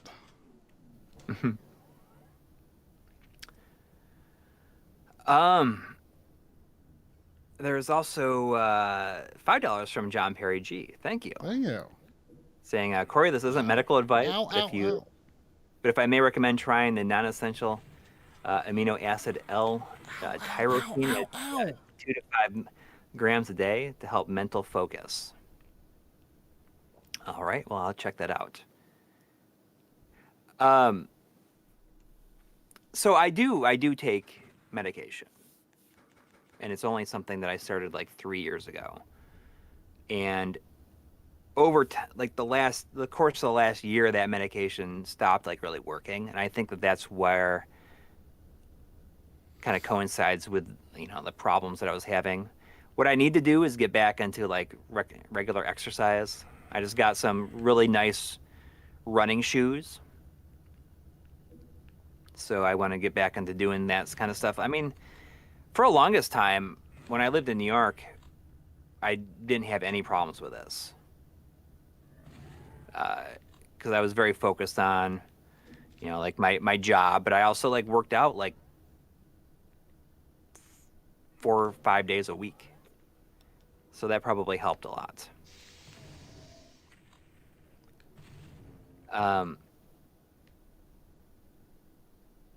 But yeah, I mean, the medication I was taking wasn't working very well. I was just feeling like it's been great for a long time, but over the course of the last year, it's just like made me feel crazy in the head. And I think that's like why I've been all over the place.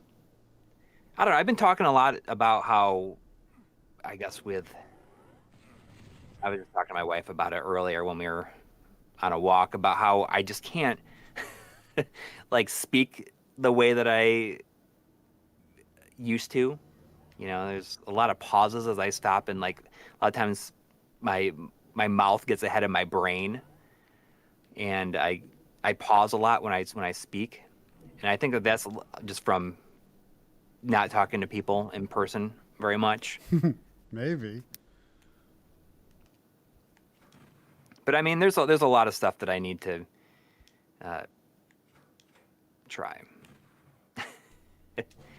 But I switched medication, and it was kind of it was great, like right away, and it helped a lot. Which was, I think that was like 2 weeks ago.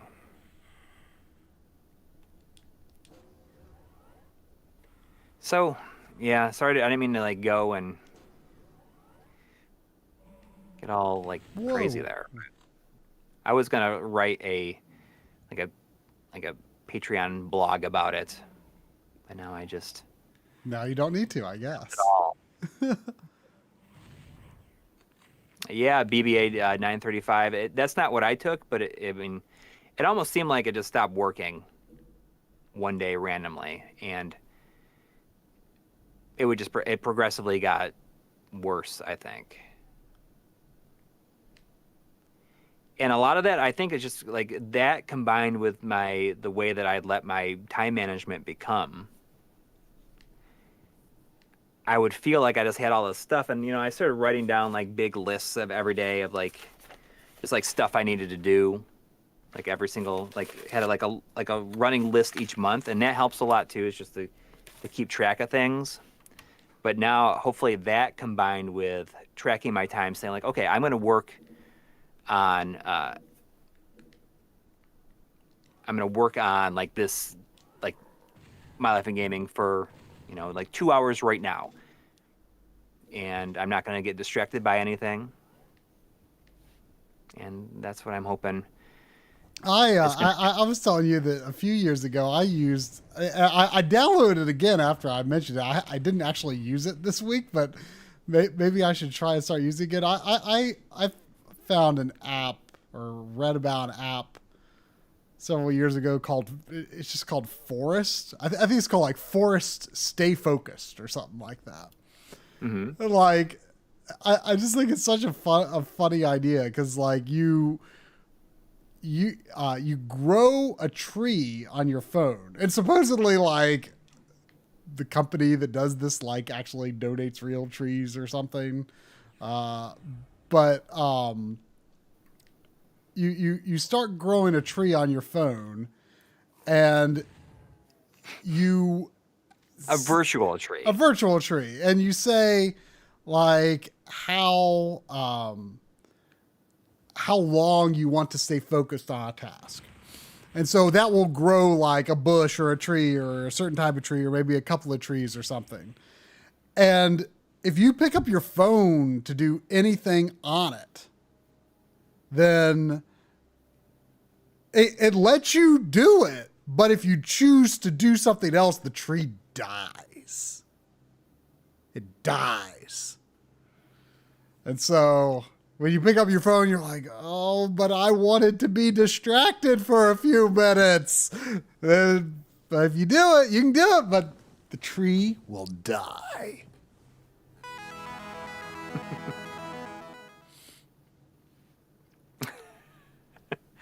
There's $10 from Kelly. Thank you. Thank you. Saying, getting on medication changed my life for the better. I appreciate your honesty. I became a better partner and parent. I didn't know how much I was suffering before I actually started being treated.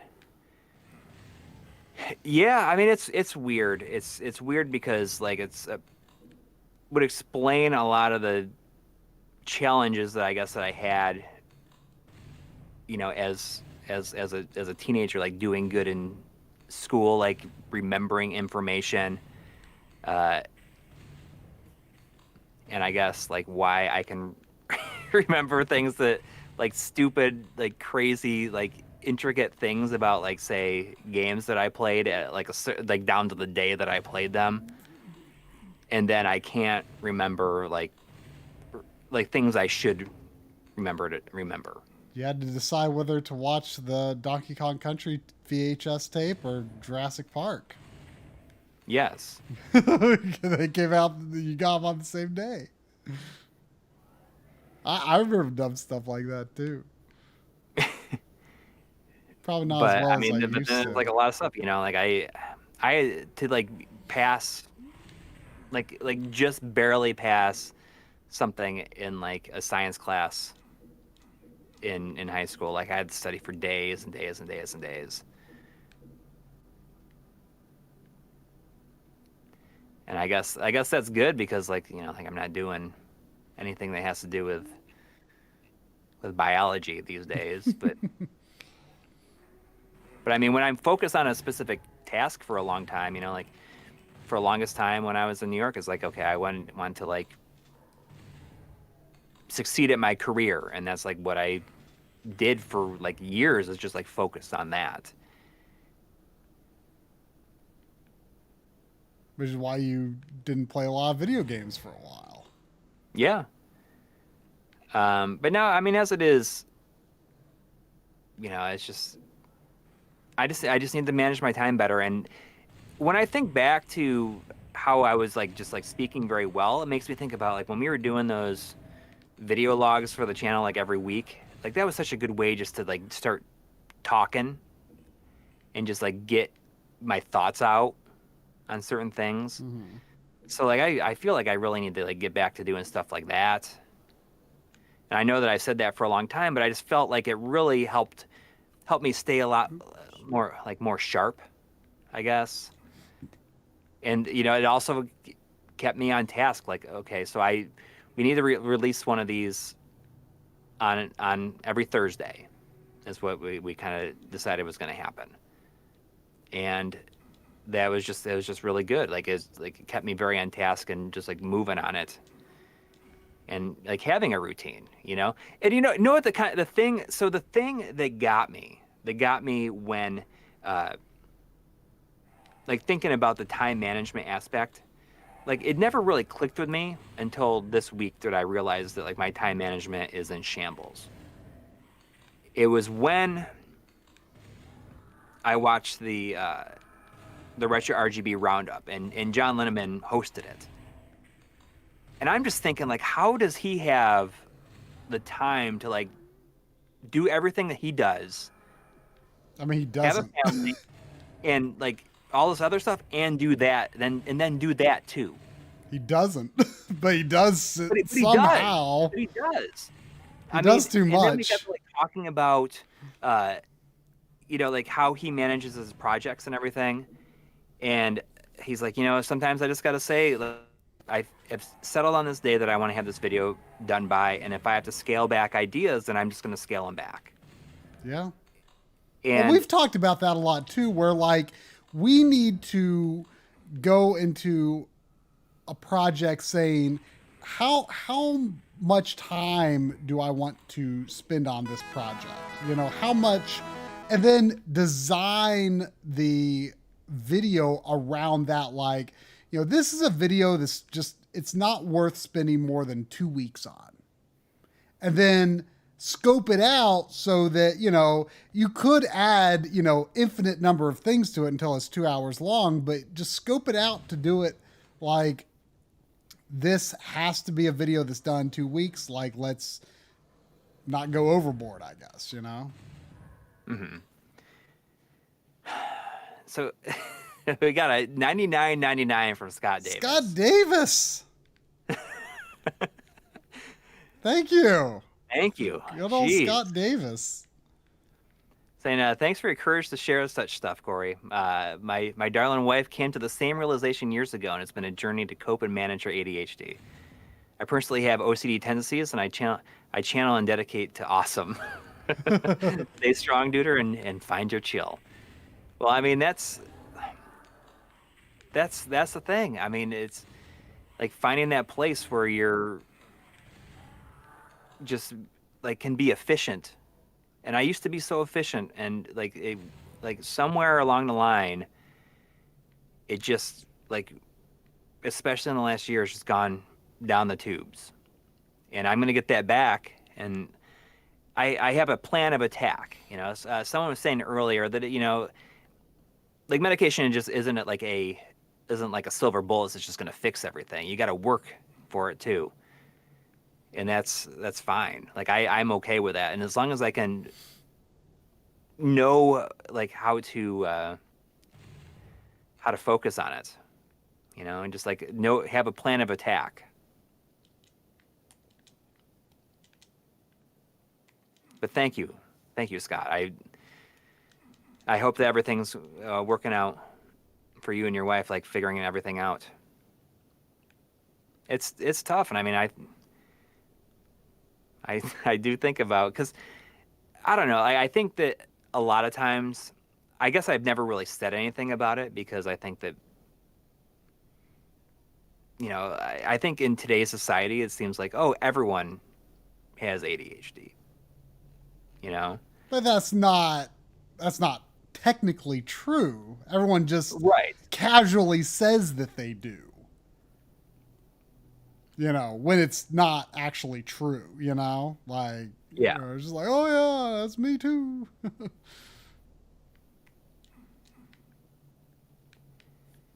But I mean, I'm going to use that time to just stay on task. And I like, if I just, have it set up where I'm spending like 2 to 3 hours a day on an episode. Like I would probably be super efficient and move through them super quick based on the amount of progress I've made in this last week. You know, I mean, I put together probably like 40 minutes of this episode in the last week compared to like, yeah, I mean, when they just have that time focused. I mean, it was a huge confidence booster for me. Like I go through all these phases where I just like feel really, like I've just like completely lost my capability to be efficient in any way at all. And, it was like a huge confidence booster doing that end of the year video. And I think, you know, maybe more regularly doing just sort of game focused episodes can help with that too, because like we each edited about 45 minutes. I mean, we had no intention of that episode being as long as it was, an hour and a half, but we somehow ended up doing like, you know, an hour 15 each. And, hour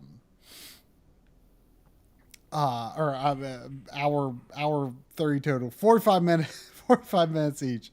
And like, I edited all that content in like 7 days, 5 or 7 days. I think it was about 7 days of editing to go do 45 minutes of content. Like I was like, dang, like I didn't think I had it in me, you know? Yeah, I mean, and I struggled with my 45 minutes. Like it was difficult for me to do, and it shouldn't be. I mean, I look back to like early on. You know, we were like cranking these things out, like even a year and a half ago, like before we were like home, and you know, like before we were stuck at home. Like I've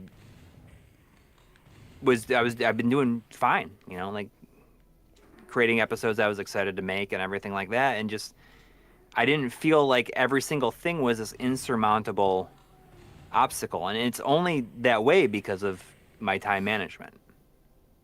I mean, it gets very easy to get into this state of mind where it's like you think about how many episodes we've done, and it's just like, how did I do that?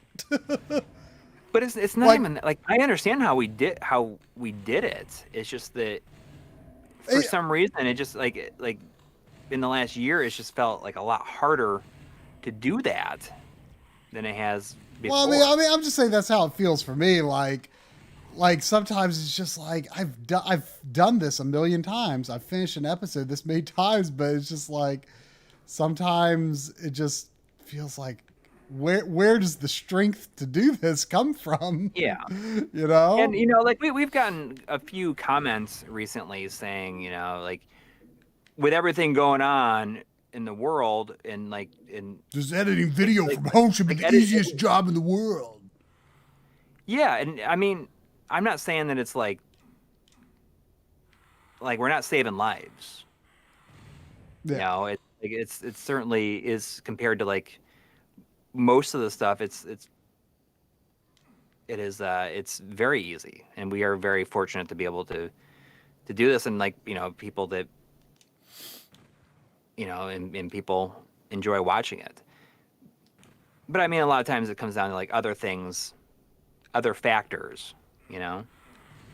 Yeah, I mean, it's, you know, it is a challenge. I mean, no matter how easy something looks on paper, I mean, it comes with its own challenges. Yeah.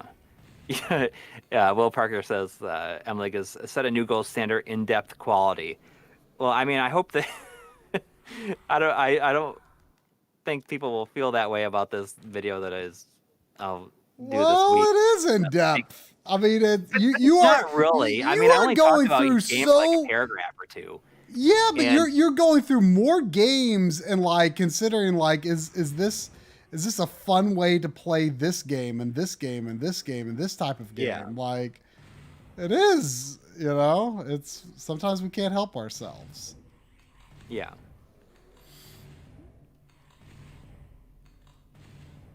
I don't know. I'm excited. You know, like it's certainly not flashy, but I mean, when I've been saying, oh, people like seeing CRT footage, you're gonna enjoy this because that's Whoa, what a is big part of what it is. It's just, what? What is you know, going like, on there? does this game downscale well?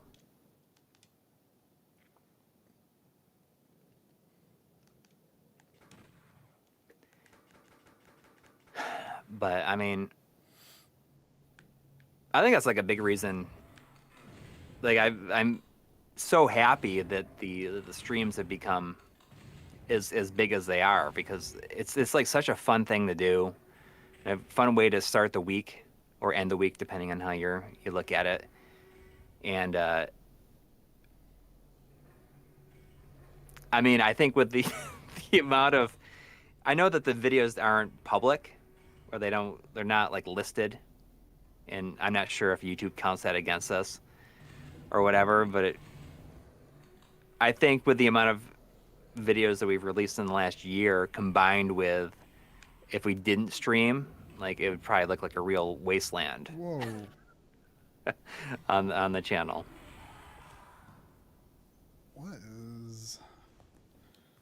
What happened?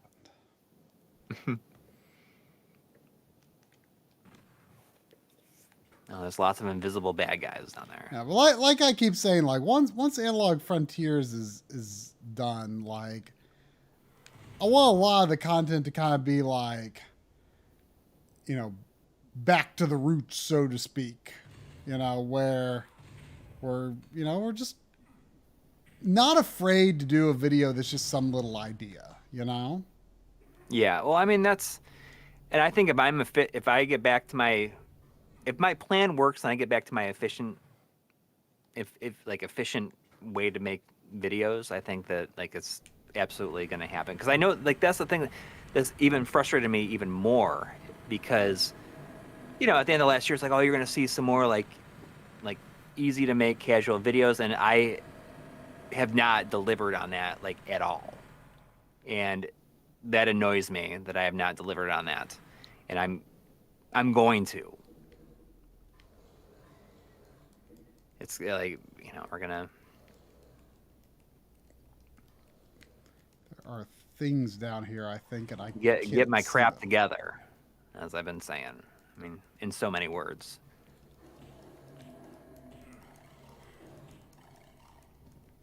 So I maybe like went more into things than I originally intended to, but I'm glad that it feels good to say it, I guess.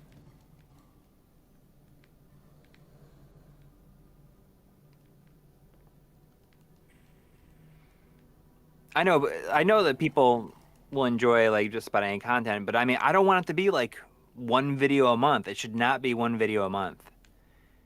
I should be like able to do like an extra 15-minute video on whatever thing I want to do. Mm-hmm. Like just as an extra video and not have it feel like it's going to be, this is okay, here's our video for the month. Yeah, I It mean, should but not we should not be releasing 8 to 10 well, or 12 videos a year. we'll get there though. We'll get there.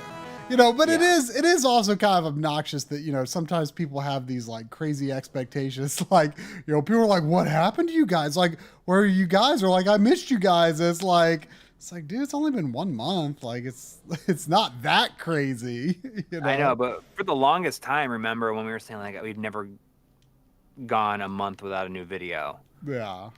and now it like seems that Happen happens. more often than we'd like. There's $5 from Jonathan Hinson saying, "You guys are just good dudes. You're real and transparent. Tonight's conversation is just more proof of that. This is why we are all here." Well, thank you. Thank you.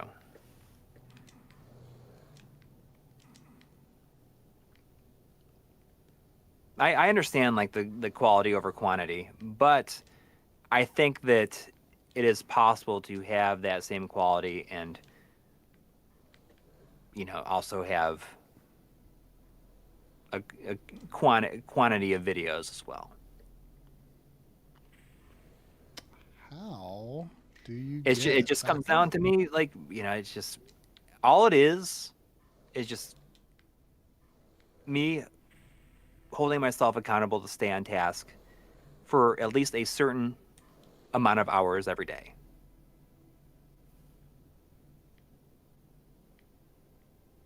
Does anyone know how to get up out of here? Someone was saying there's go up those shadow stairs on the side. Oh, there is a. Oh, are there? Oh, there are stairs. I saw that the lighting was weird there, but I couldn't tell that that it was stairs. They're like so narrow. Like, look at them. They're like they almost don't exist.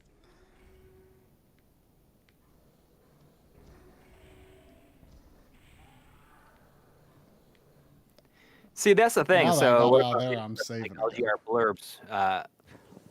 A game on your shelf that catches the eye, or do a quick 10-minute thing. I mean, that's exactly it. I was just talking recently, like, I'm sure people have seen those people using like the YouTube shorts things, like the 60-second things. I would be so into that if they didn't show up in like among the regular videos.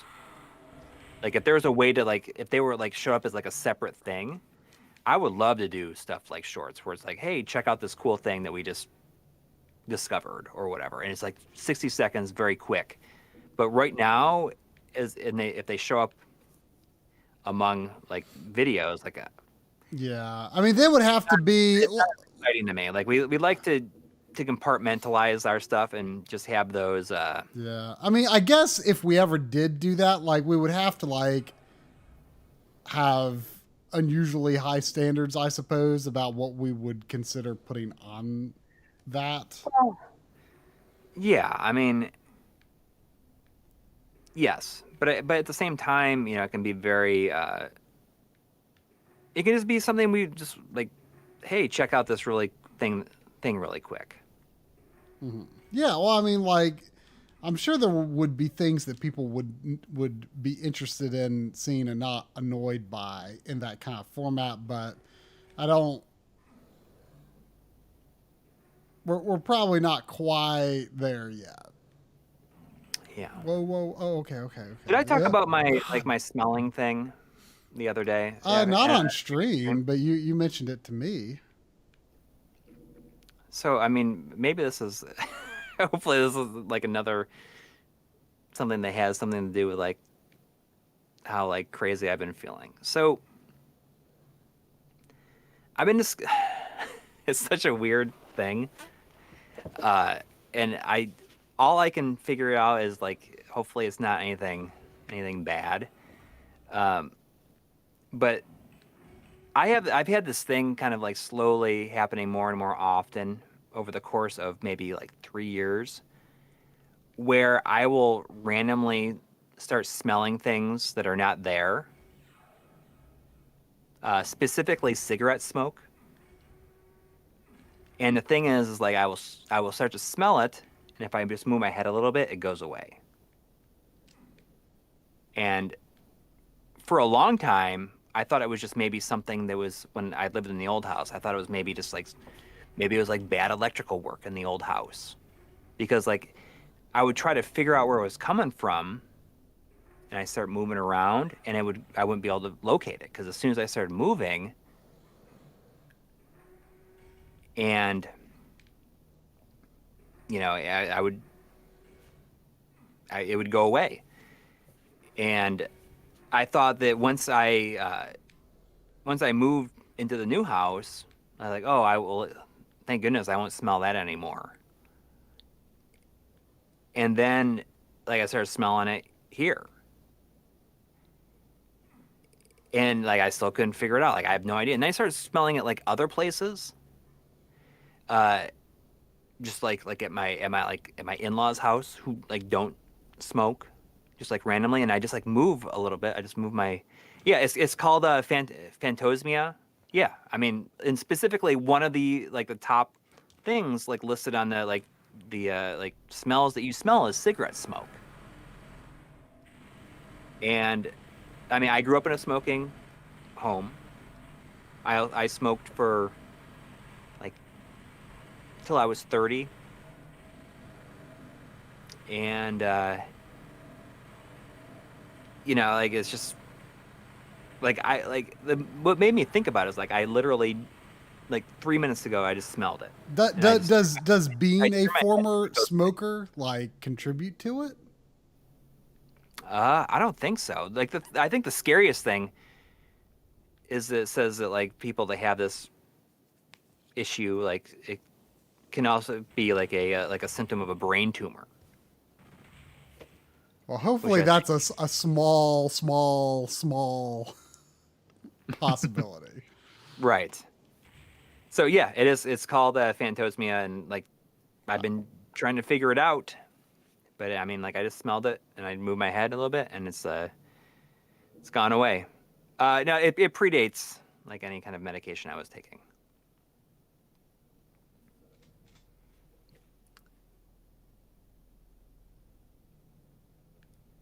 Um, I am talking with my doctor on Wednesday about it, and I'm going to see if she can recommend me to somebody to go and get looked at. I mean, it's not an actual smell that's really there.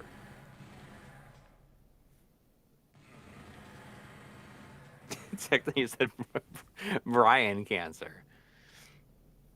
Gaming Blows earlier said Brian cancer, and when I said something about it being like a brain tumor, it's like I told you. And Paul Bergkamp says, technically, you said Brian cancer.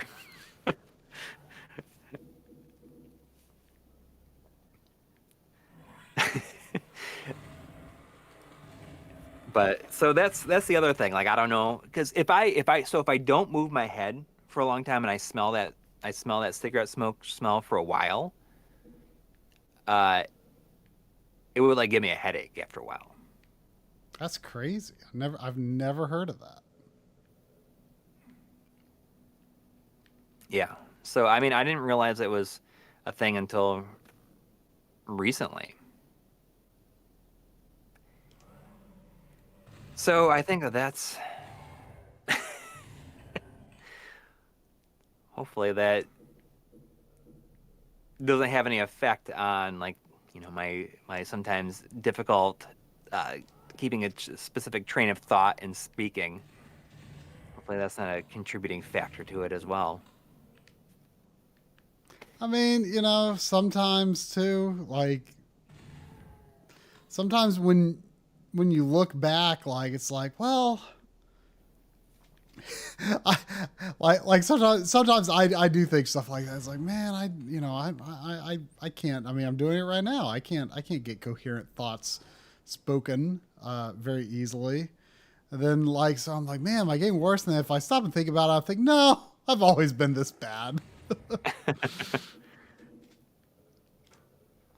Well, I'm gonna talk to I have a doctor's appointment on Wednesday morning. So, I'll she'll recommend me to like somebody to like get a brain scan, a CAT scan or whatever, and we go from there.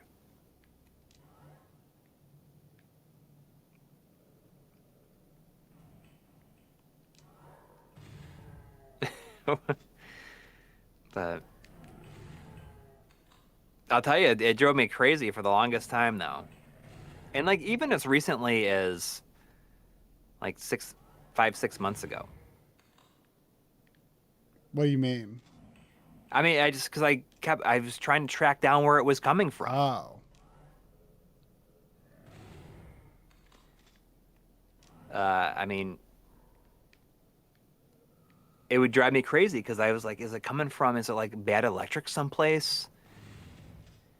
But I mean, my father-in-law is a retired electrician. He says, you can tell bad electric work because it smells like a dead animal. huh? Really? Yeah. I sometimes smell a funny smell over my air conditioning that like I always thought smelled maybe like dead animal. Yeah, And I well, was like, that, I mean, there couldn't be a dead animal in my vents, could there be? I mean, well, you never, maybe. Whoa. What? Oh, oh. Is this something I could have been doing like all along? Like, not that it seems very useful, but I'm like looking through a security monitor or something. Weird. Michael's workshop says, honestly, many smells can linger for a long time. Urine smells can linger and disappear and reappear for decades, recurring when the foundation of a house gets moist again. Oof.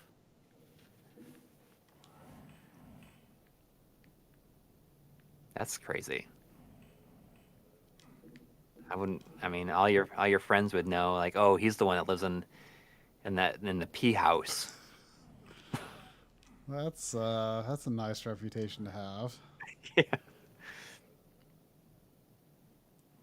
Yeah. If you smell fishy, if you smell fishy, the wires in the walls might cause fire. Yeah. I mean, it's like maybe it's fish, but he said it smells like a dead animal. Yeah, it's not a fishy smell that I sometimes smell over the air conditioning. I mean, I don't know that much about what dead animals smell like. I don't, go out of my way to smell dead animals. But it definitely smells a little bit. It's the vents. It's only like when the air conditioning's running. And it's not all the time.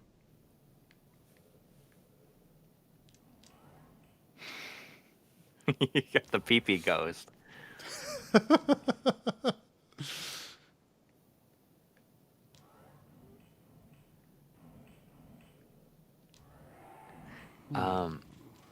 Yeah, so this video is not showing up in Gaming Blow's substream either. I mean, I have it listed publicly.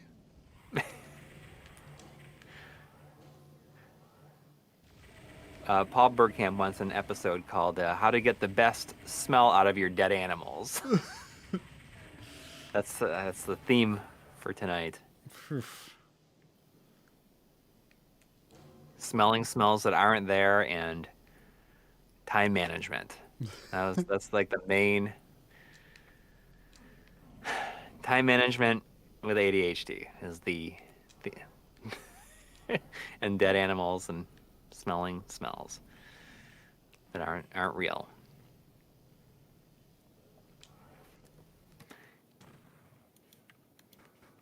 I'm gonna have to buy this Alice Madness Returns. Sorry, it got a bit heavy there for a while there.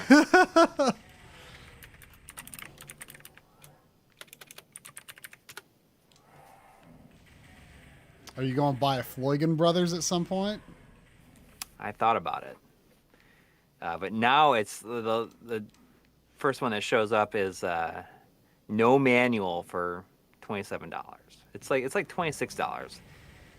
No, I'll wait until I run into Floygan Brothers in the wild somewhere.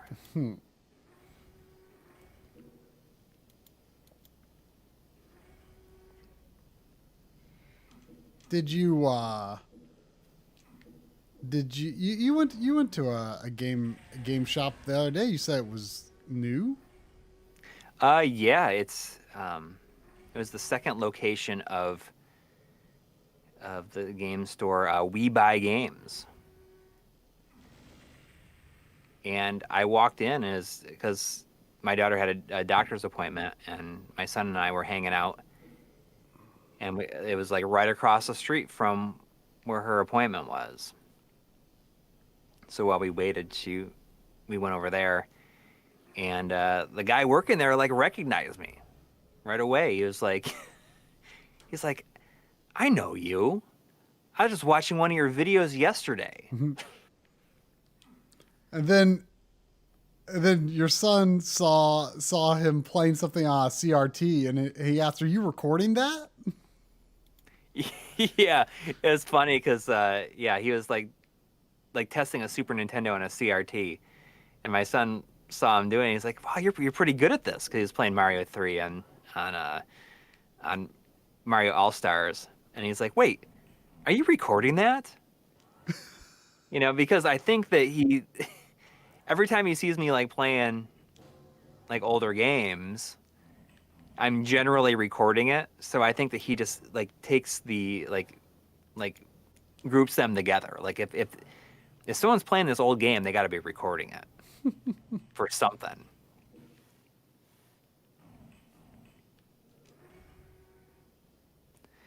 If you're a chronic sinus infection sufferer, you can develop a hole in your sinuses that will cause phantom smells. It's an easy fix with outpatient surgery and quick diagnosis. Huh.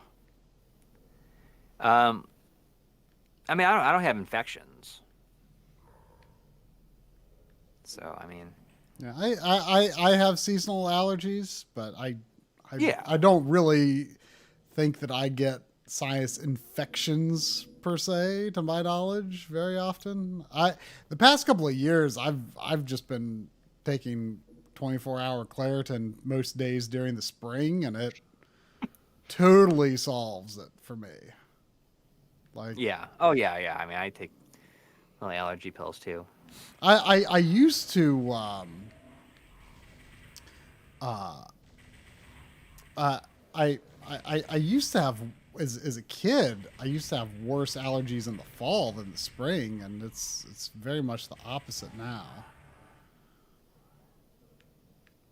Like springtime, you know, I don't know, past decade or so has been real bad for me. So, but it used to be like it only really bothered me like for like maybe like a week or so in May, where it got really bad. But now it feels like it starts much earlier and lasts through more months.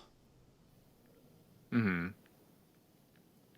So really quick, going back to because I remembered this is how I described it to my wife a couple of weeks back about how about having trouble like speaking in just like continuous sentences and everything, where I feel like I'm leaving out information, and I will be like halfway through a sentence, and then I will say like, oh, I'll say to myself or think I can't forget to say this other thing, and I will stop in the middle of the sentence and I will like interject this other detail, and then it keeps on happening, and I would suddenly just completely lose the plot altogether, essentially. And I think that a big realization that was happening to me, like in the level of frustration that was happening, I came to this realization when I had to call to find out a schedule for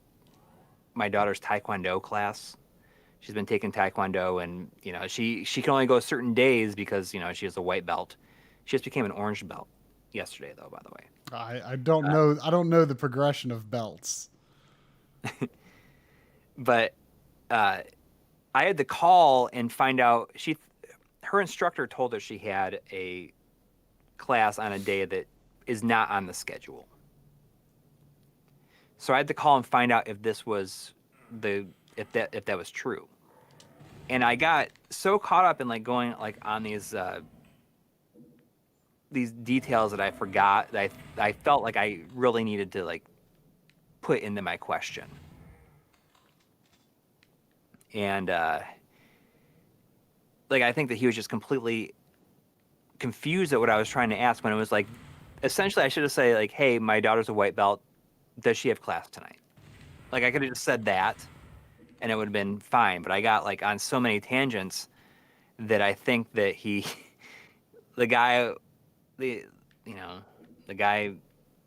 instructor like didn't really even understand what I was trying to ask. I'm pretty bad for tangents myself, as we all know. But I mean, if you look back at like earlier scripts and stuff, that I used to be so efficient with stuff, and now I feel like I just keep on getting off on these tangents, and I feel like, and that's why I think makes everything just balloon the way that it has. It's like, oh, I can't forget to say this thing.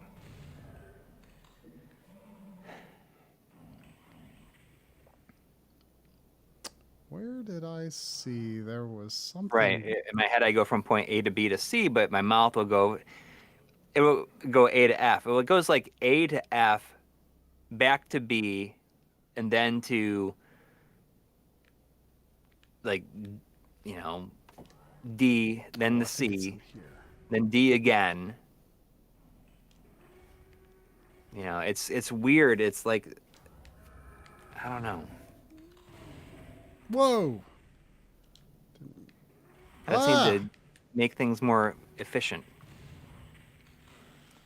Where is it?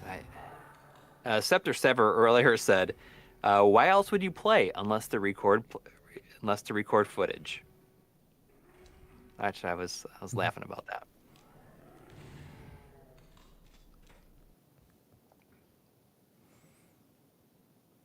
Yeah, I struggle communicating coherently in my head. Things make sense, but I get the idea but getting the idea out is a whole different thing. And yes, I mean that's exactly it. Like I've in the last year specifically, like conveying ideas or information has become like really, really challenging for me. It's really funny though, when I first got diagnosed with stuff, my wife was like, "Oh, I've known forever. I've known since I've known you."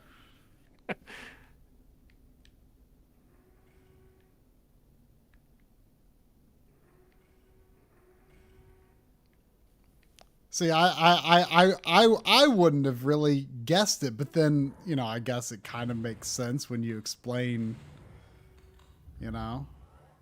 Yeah.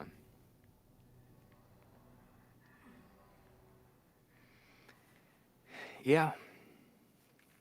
Like, I mean, I know I'm such a weirdo, but you know, I don't necessarily think like, oh, like Coury sometimes struggles with things too. Yeah, just like getting information out. And I feel like I've gotten worse with it though. And that's one of the things that I'm hoping that even just like something as simple as like managing my time better, where I know I have a certain amount of time to do this. Like, let's see how efficient I can make this explanation.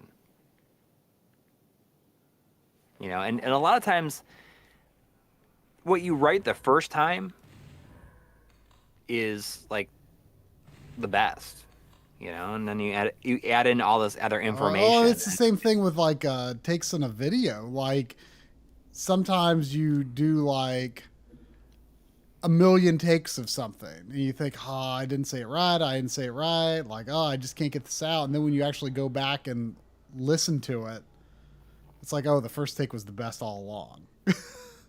And some days it's different. Some days the last take will be the best. Other days that's the first take. And like in some days, like, Or sometimes you think you said something wrong, but you actually said it right. Or you think you made like a weird noise with your mouth or something like that. And then yeah, when you listen to it, it's like you can't, it's not even there. yeah, that happens to me too. Like, uh,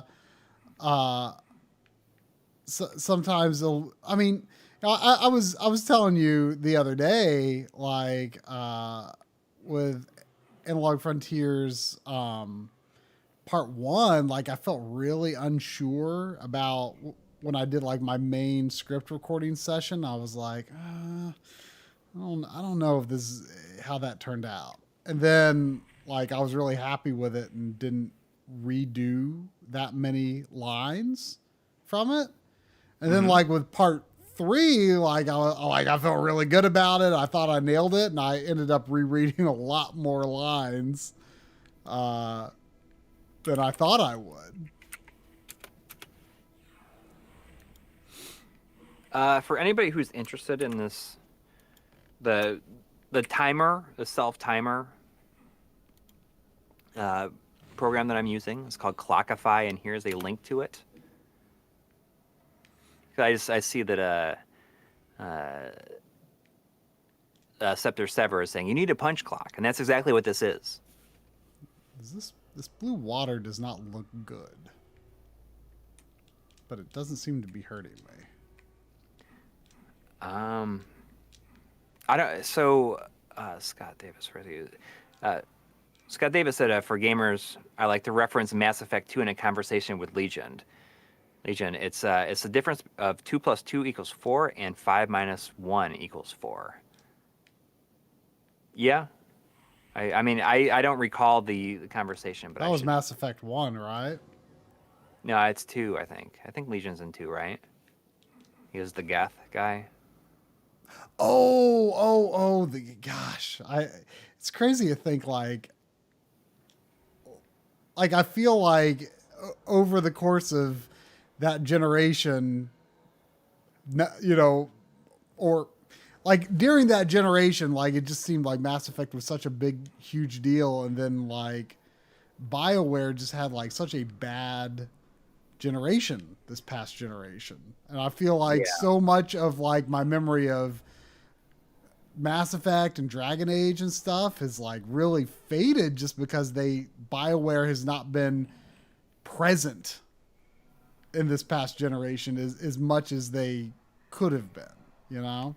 Yeah. Although, I'll admit, you grab me a $5 copy of Mass Effect Andromeda, and I played like 40 minutes of it or something just because I wanted to. I had no intention of actually starting it, but I was just like, I want to see what this is like. And I was like, it did not seem bad. I'm sure it's nowhere near as good as the main trilogy, but I thought it seemed fine. You kind of have this like jetpack that you can like do these like really big jumps with. It's kind of cool. Yeah, I'm kind of looking forward to the Mass Effect trilogy re-release. Yeah, I don't know if I'm going to play it like particularly soon, but I mean, I'm really curious. Like, is it still running on modified? I mean, they changed so much of the rendering technology. I didn't watch the trailer the version comparison. Yeah, I looked at that. Like, I mean, so much has changed. Like, I know it was running on modified Unreal 3. Mm-hmm. Like, I don't know. Like, is it still running on that, or have they like totally ported it to another engine? Like, I have no idea like how difficult that would be. I mean, like, I know like nowadays everything has to be Frostbite for EA, although I'm sure they make exceptions. Like for example, the stuff that what is it? Is it Hazelight? Is that the name of the company? It does the A Way Out and It Takes Two. Is that the name? I think it's something like that. But really quick, speaking of It Takes Two, Try and I have both bought it, and we're going to be co-oping it on a stream, probably over the course of 2 days. We haven't decided when. I mean, we'll have to plan it out. Yeah, just like maybe on a Monday or not a Monday or Tuesday, because you stream on Monday nights. Maybe like a Tuesday and Wednesday or something like that in the afternoon, maybe. Or even even like a Sunday or like, is there like a weekend that maybe like the wife and kids are going to be at her parents' house or something? Yeah, I mean, we can maybe do that. I mean, that might be a good idea. Yeah, like a Saturday and Sunday, like a marathon, a 2-part marathon. Yeah. I think a Saturday and Sunday would be great. Or heck, we could probably just do it on a Saturday if there was no one else in the house for you. We could probably just like really marathon it. That might be fun. Yeah.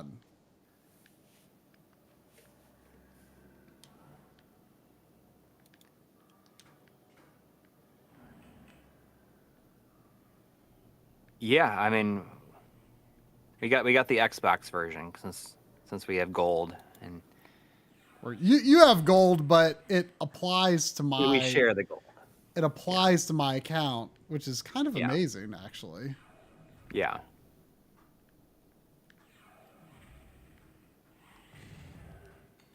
Oh, there's the red door. I'm gonna go fill up my water real quick. I know it's almost 11 o'clock, but I'm gonna. Okay. I'm talking so much. I'm thirsty. Can't believe it's almost 11. How can you tell that you still have overcharge or whatever that lets you like one-shot punch demons, which is kind of amazing. But I guess when you stop one-shot punching demons,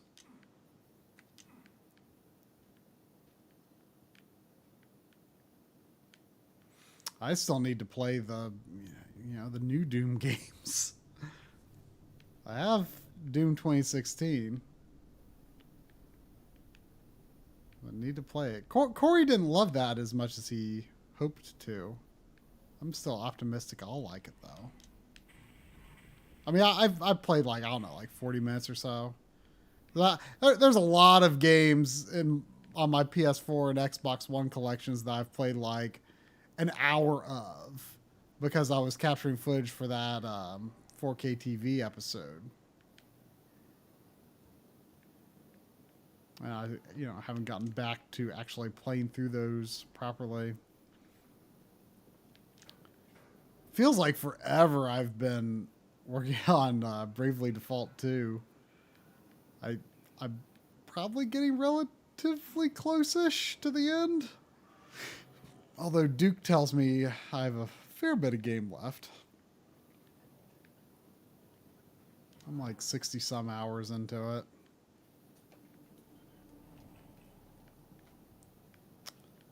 Where do I go?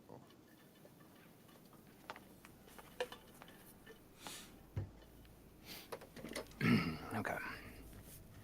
You're back.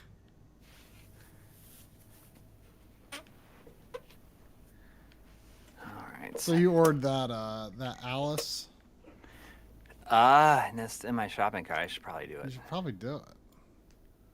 It's $39.99, but it's free shipping.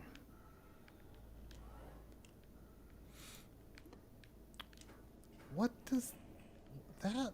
It's in acceptable condition. Oh, you never know what that really means. Should I look around more? Well, I mean, sometimes it's fine. I mean, I'm not. I don't know. It looks like it has like. Oh, we'll do this one. This one's $37.99, and it's with case and artwork mint. I'm not as worried sometimes with Xbox 360 disc condition because I mean I always try to get a good condition disc. It was downloads anyway. But like like if you're not playing it on actual 360, like it's just as long as it can read the disc well enough to identify what it is, you know? Yeah. This one's in very good. Okay, so this is free shipping too. It's $2 cheaper. So I'm gonna.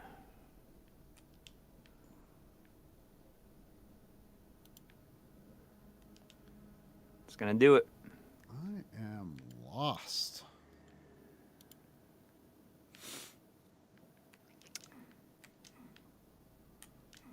All right.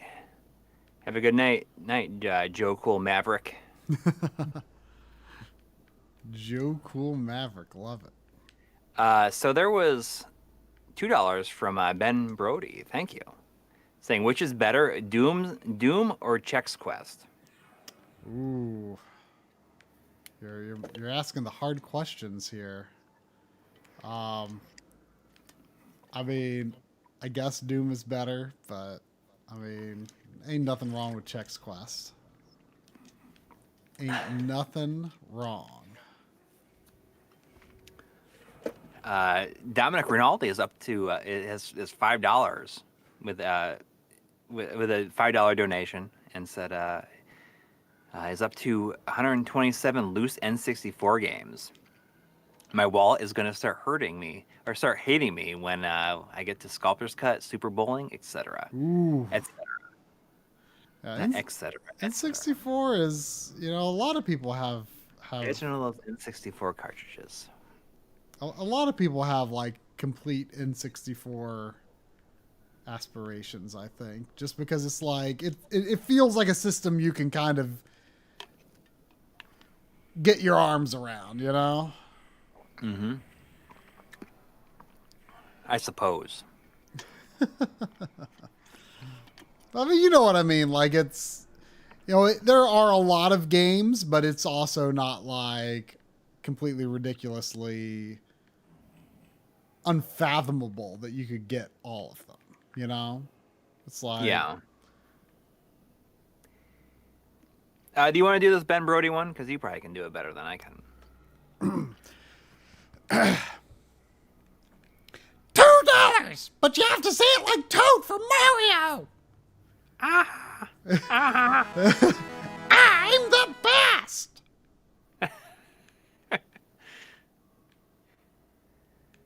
Scepter Stepper is asking, you guys still do any thrifting? I mean, I still go to Goodwill every once in a while. My Goodwill is just like gone really down the tubes. My Goodwill has never been good.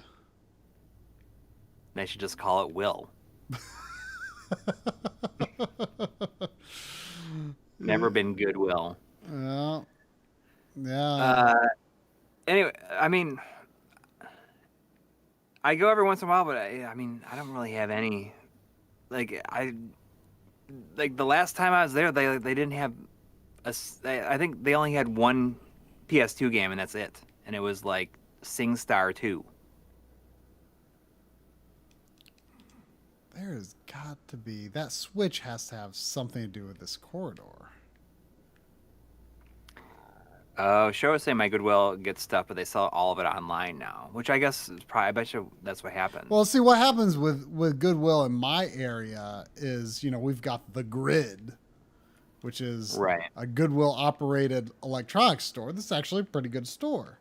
But, you know, anything that's like video games and stuff, like, gets sent to the Grid.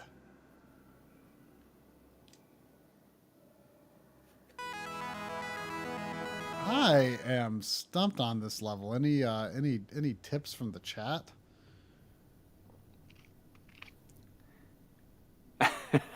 Corpse 413 says, thrifting has sucked ever since the snap.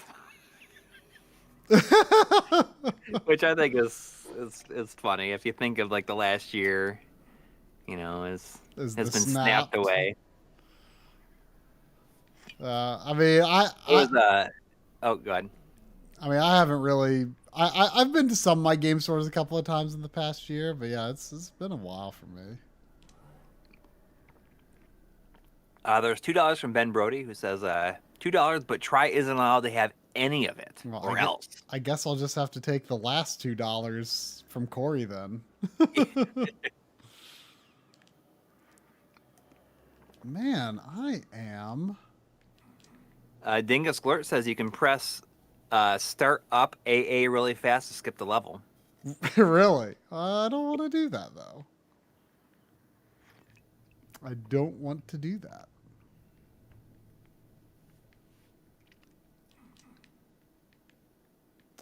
I want to do it legit, but I am confused.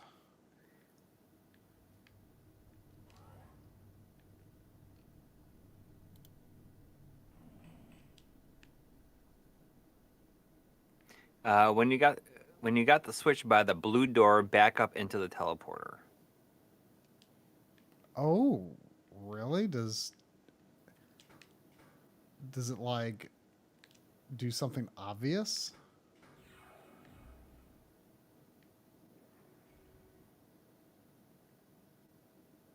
I didn't see anything obvious. What's weird about this platform is it seems to go down when you get far away from it.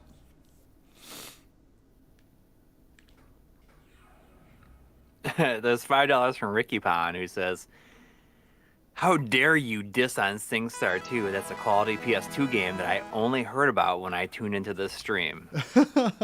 You know, there was a what game very recently. It was Britney's Dance Beat. There was Britney's Dance Beat. I think you know that Britney's Dance Beat is now worth, I think, let me look at my list here. It's like worth like $4 or something now. And that's a lot better than the $1.99 that I paid for it. Is this person who said to back into the teleporter? Do they know that's the trick, or are they just guessing? Oh! I saw it. That went down, or I saw it go back up. All right, let's try it. Aha!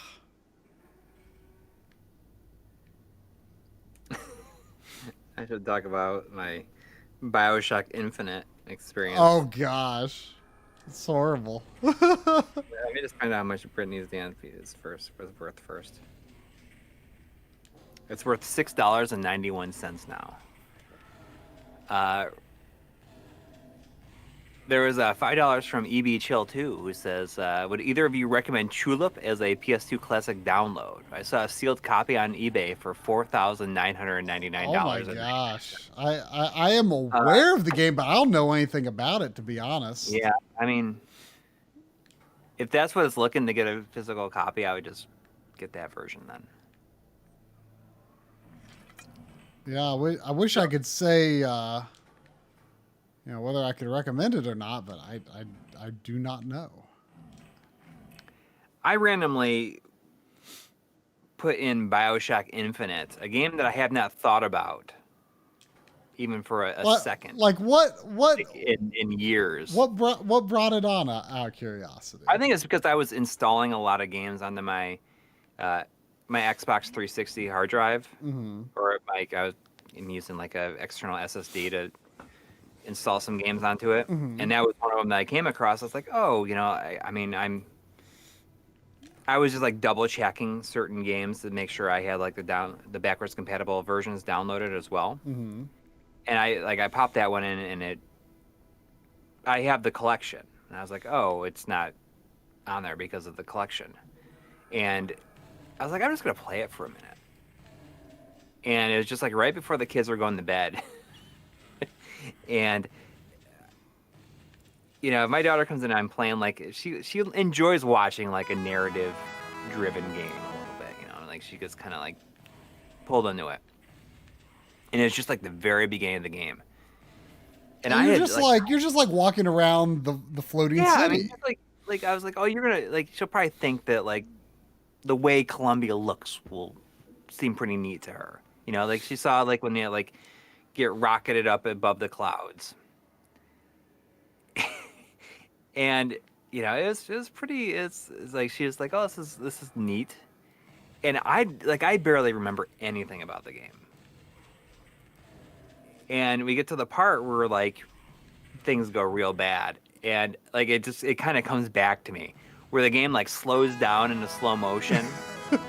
And you like Booker like jams that guy's face into that like the buzzsaw, like the hook thing that you use to like go from the grappling hook. Just as it slows down, I remember, and I'm like, oh, you might want to close your eyes, because she gets like really like freaked out about stuff like that. Did she close her eyes? She like was like started crying and like couldn't go to bed after it. And it was. What'd your wife say about that? What? What'd your wife say with her being so scared? She's like, you have to do this alone. Like you have to like put her to bed and sit with her until she goes to sleep. I mean, I totally forgot about it. Yeah, I mean, like I feel like that's a game that was just like such a long time coming, and people were like so hyped up for it. And then when I feel like after it came out and was like done with, I feel like it didn't have like the staying power in like the public consciousness and overall conversation that the first game did. Yeah. Like yeah, it's true. I mean, I'd be interested in revisiting it, especially because I feel like the idea of like a multiverse is kind of more in the public conscience these days, like due to it being like such a big part of like Marvel stuff and like just like the popularity of comic book movies have made it like an idea that might seem more appealing to people now. Really quick, I have several donations I got to catch up on here, but I want to address. Gaming Blows says, when you export in Premiere, do you go H.265? And if so, what quality level do you use in the stupid preset drop down? What I do is I always export my main timeline as a ProRes HQ, ProRes 422 HQ file. And then I take that file and drop it into Media Encoder and do like a super high bit rate H.264 version of it. Yeah, H.265 is pretty heavy to play back, isn't it? Yeah, but I mean, when if it's going up to YouTube, it doesn't matter. Right. But I mean, it's not as heavy as it used to be. Like now, GPUs have been like updated like driver wise to like handle it better. Mm-hmm. But I always do a ProRes file because then you can I save that ProRes file and archive it. So okay, let me back up here. There's $2 from Clint. Thank you. Saying excited for the 21-pin Fenrir. Will you do a video? I don't plan on doing anything on the Fenrir. I mean, it's pretty similar to like the old and I mean, if there was going to be a Fenrir, if you ever ended up getting one, you'd probably do it because I don't know. I don't. Right. I mean, you just don't have as much of a need for it at this point. Yeah. There's $5 from Mega X6. Thank you. Thank you. Saying, love these old school FPSs. Grew up on Doom SNES. Parents hated it. Yep. I mean, Doom, I feel like is a, aside from Chex Quest, is I think a more recent appreciation for me. I mean, I don't know. I always had a soft spot for Wolfenstein and stuff, but I never really thought that first-person shooters were for me until I played GoldenEye, and then even then, I was like, oh, well, I'm only interested in games that are like GoldenEye. I mean, it's the same sort of thing that we were talking about Shadow Man earlier, and I was just I literally had no idea that Shadow Man was considered kind of good, because I probably took one look at the box art and I was like, oh, this is just edgy for the sake of being edgy, Well, I mean, it also is an Acclaim game. Yeah, which, So, I mean, I don't know. They had some not terrible stuff on the N64, but I didn't. I guess I didn't. Played the Dreamcast version. Huh? I played the Dreamcast version. Not all the way through, of course. Though. Yeah, John said it was kind of broken in his video. I mean, he says technically the Dreamcast version seems better. It can go up to 60 frames per second. It's sharper. It's a little closer to the PC version, but he felt that the N64 was the best of the console versions because it just sort of seemed a little more consistent in its vision and used the sort of the way that the system draws fog and lighting and stuff a little more, I guess, bespoke way. Whereas the Dreamcast was just a very rough PC port and had a lot of audio glitches and just a lot of rough edges in general. Yeah. You cackle as the familiarity of the situation occurs to you. The gateway to the demon's domain was too accessible. You realize the demons mock you with their invitation. It does not matter. The demons spawn like rats, and you have the grade AAA UAC poison they crave. Your bloodthirsty scream shatters the teleport haze. Once again, you find yourself amidst. Oh. So, I guess I played through, the Mars portion then. Yeah, the first episode. Oh, that's So there's cool. from Red Ranger saying Doom 64 is one of my favorites. Thanks for streaming it tonight. I beat it on the PC a while back myself.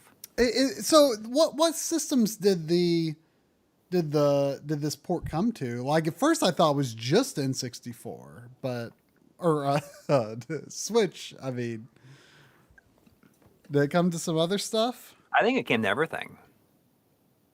Really? Like it seems surprising because it's like, oh, but it's called 64, so that's a Nintendo thing, but it's probably fine.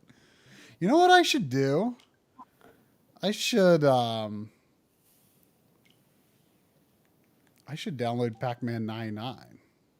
Yeah.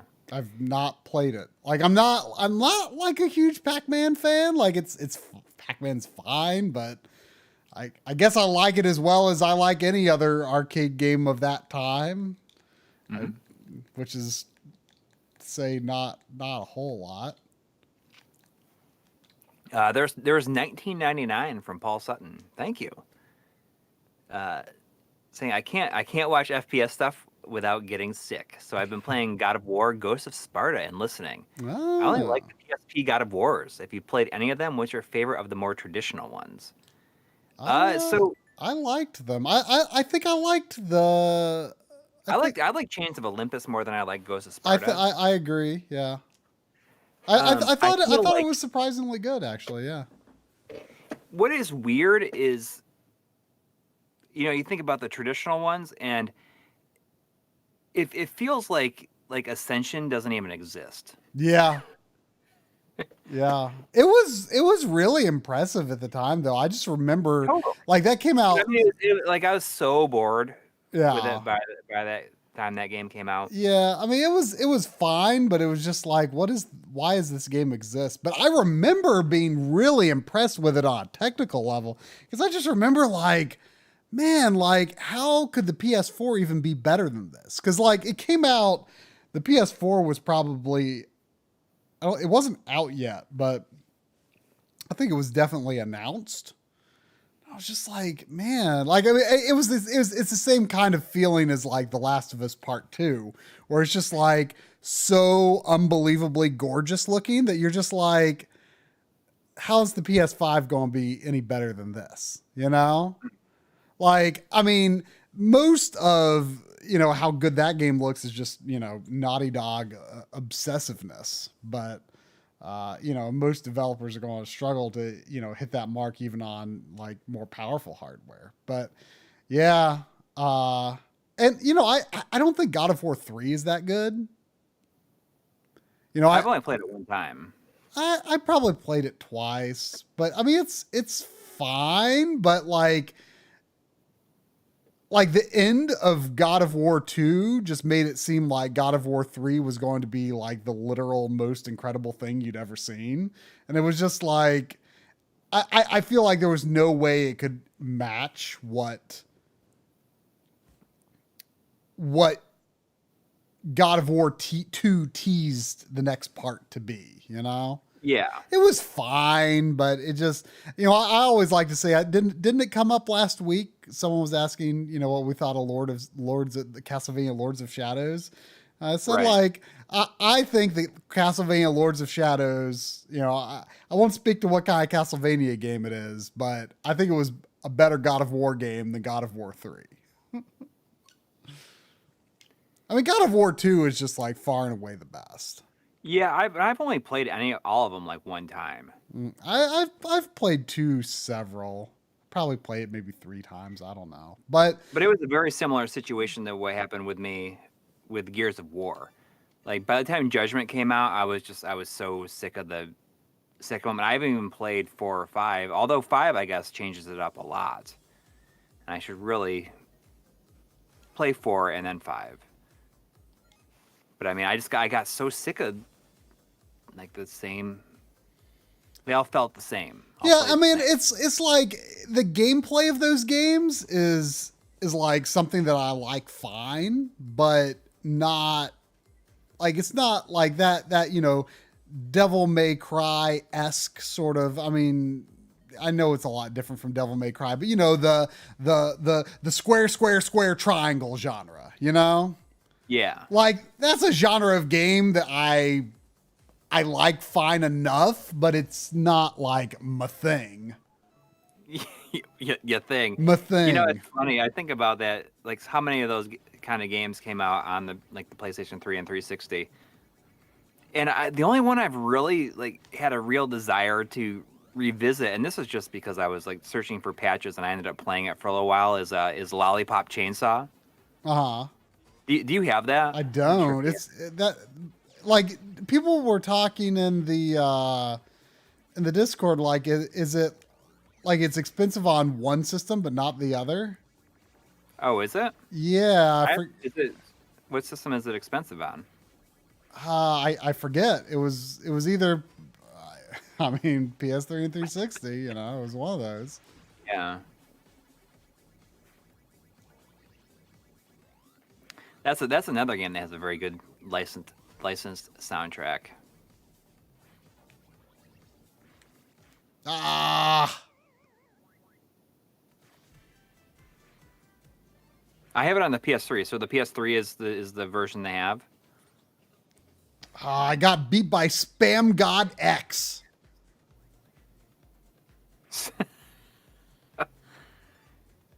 Oh, so it is the PS3 version that's expensive. I guess I made the right choice for once. Oh, you got the 360 version? Is it? Oh, you got the PS3 version. Yeah, the PS3. I have the PS3. Like you've had it for a while though, is what you're saying. Yeah, I got it when it came out. Okay, but you never played it. No, I played all the way through. Oh, okay. That's a Suda 51 game, right?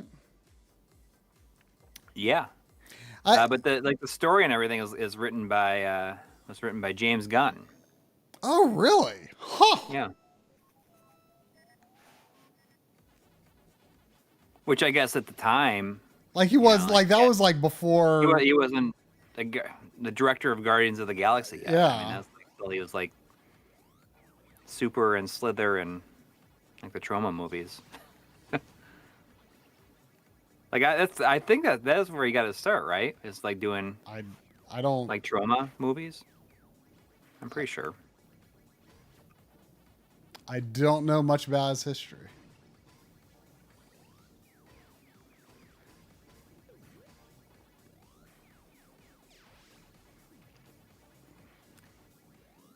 There was something else I was thinking about, like having a licensed soundtrack that I had forgotten. It was really awesome.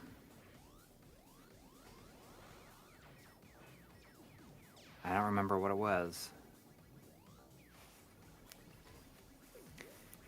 I do not have Shadow of the Damned. I wish I had bought that.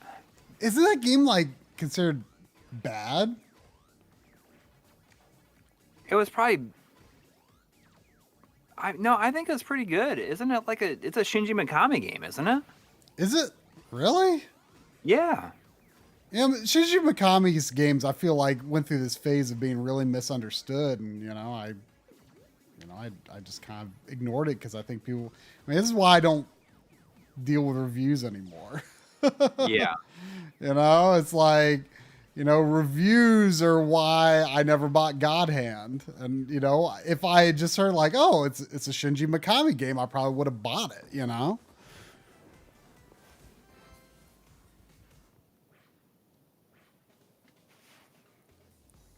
It's interesting. I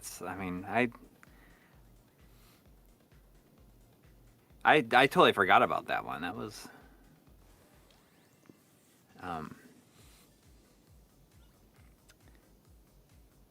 showed up and was quickly forgotten. There's so many games during that generation. I feel that was the case. Like someone was just mentioning Wet, and that's another one. I have the PS3 version of that one. I think it's good. Is that expensive now? Or no, we're not talking about expensive games.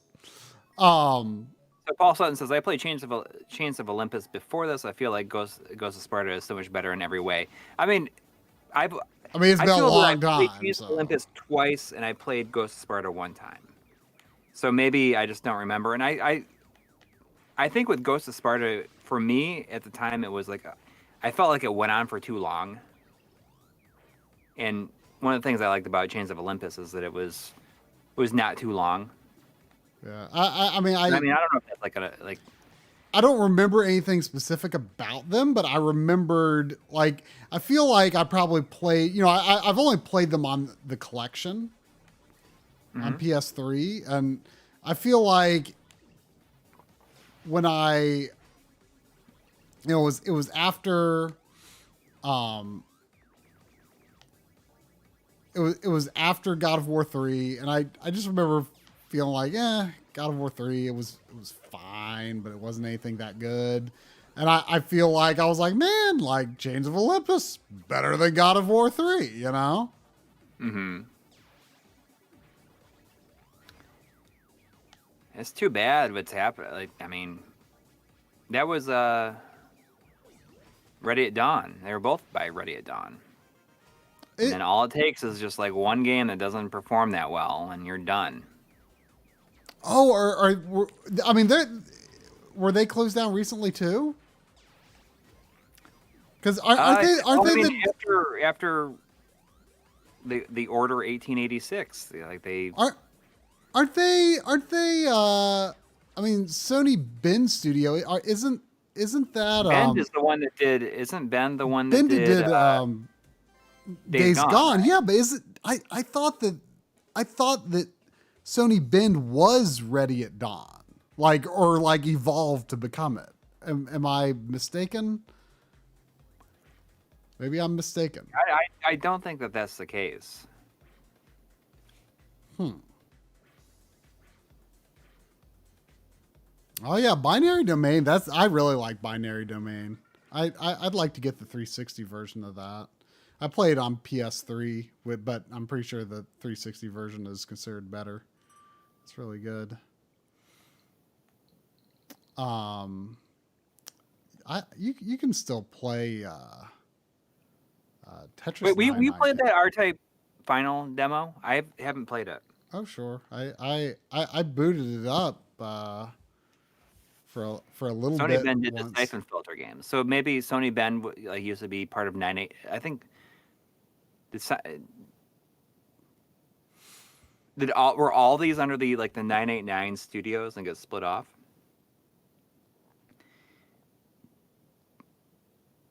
Yeah, but I've not played the Order.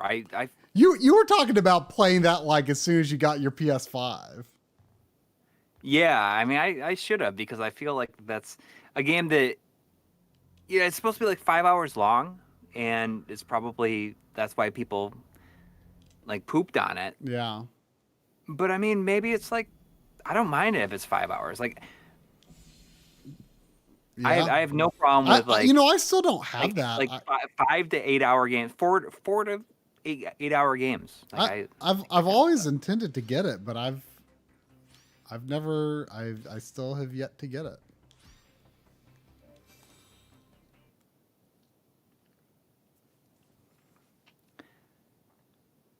Yeah, you gotta be the R9. Or the R9. I really don't know nothing about the ships in this game, in this series. I mean, it's a good looking game. I mean, look at there's this little sort of cinematic first person Samus view in the ship. Yeah. I think it's on other consoles too. I don't think it's only on I think it's coming out. There's going to be a PS4 version. PS4 version. Yeah. I mean, I was just completely. Is there a version that runs better? I wonder if anybody in the chat has played the other versions. You think it's okay to get this version, or which version would you recommend? I mean, I see some stuttering there when it's looking around, but yeah, I saw a little too. But the game, I'm not sure if there's stuttering in the game. I mean, I just played for a few minutes. I was super tired when I was playing. I was just I don't feel like playing this right now. See, Paul Sutton says, I bought the collector's edition of The Order and never opened it because everyone said it wasn't very good. Now I hear it's not bad, just short. I don't mind short. And I think that that's something has happened, and I guess a lot of people when the game comes out and it's short, that automatic, I think for a lot of people, That's just they like, just oh, it's not worth it's my bad. money and it's terrible. And like, even when the game goes down in price, like that doesn't improve their perspective of it, for even though it should. Yeah.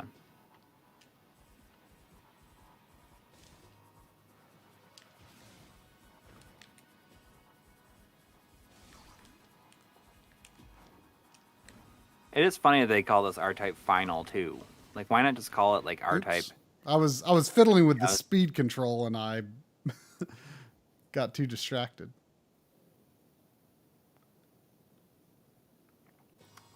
You know, I feel like early. It says, Paul Sutton says Titanfall 2 is short yet one of the best campaigns ever. You got to play that. It's like there's zero fat in that campaign. It's awesome, and every single Yeah, level I've only heard has good something things. crazy and weird and new. I love stuff like that. Like that's how I felt about like Half-Life 2. Like even though that's kind of a long game, like it just kind of blew my mind that the game like constantly had new ideas to throw at you, and yet like one of my favorite things is when a game has a lot of variety, but the core mechanics are pretty simple, and yet they're able to have like a lot of variety of gameplay concepts with a relatively simple core, like Half-Life 2, Resident Evil 4. I feel like those games are just like constantly throwing like interesting scenarios at you. Mm-hmm. I mean, you could the beat it Donkey in Kong Country games. I think they're very much like that too. Yeah. I mean, yeah, the campaign is so good. There's zero fat, and it even has. And I'm like, one of my favorite things is like, jumping from like airship to airship. Like I love that. Oops, I love I like didn't see big that. like space armadas and jumping from like airship to Man, I'm airship terrible at this game. are two of my favorite scenarios. And yeah, I mean, I'll try to get a little further.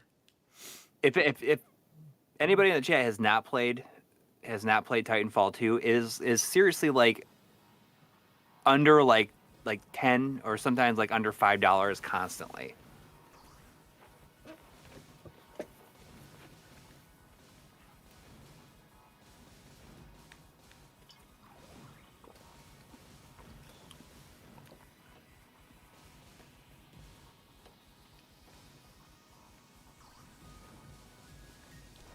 I wonder if they will make a third Titanfall game.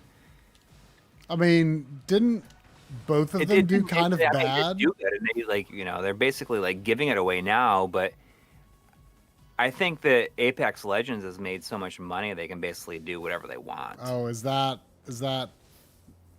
what's the company? I'm drawing a blank on the name. Respawn. Yeah, I knew it started with an R.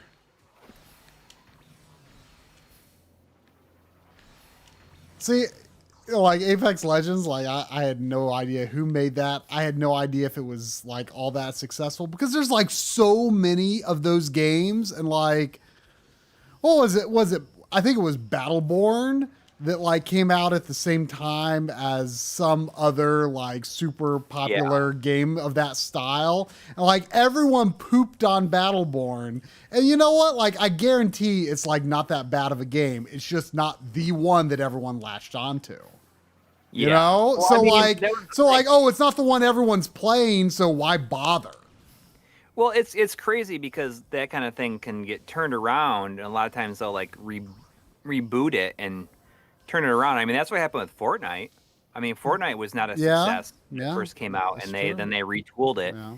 And Same now with it's Final like, Fantasy 14, of course, the level of success is of a completely different scale, and one is a paid service and one is free, so I guess they're not entirely comparable. But yeah, I mean, games can, wasn't that, Among Us game, like it came out like a while ago.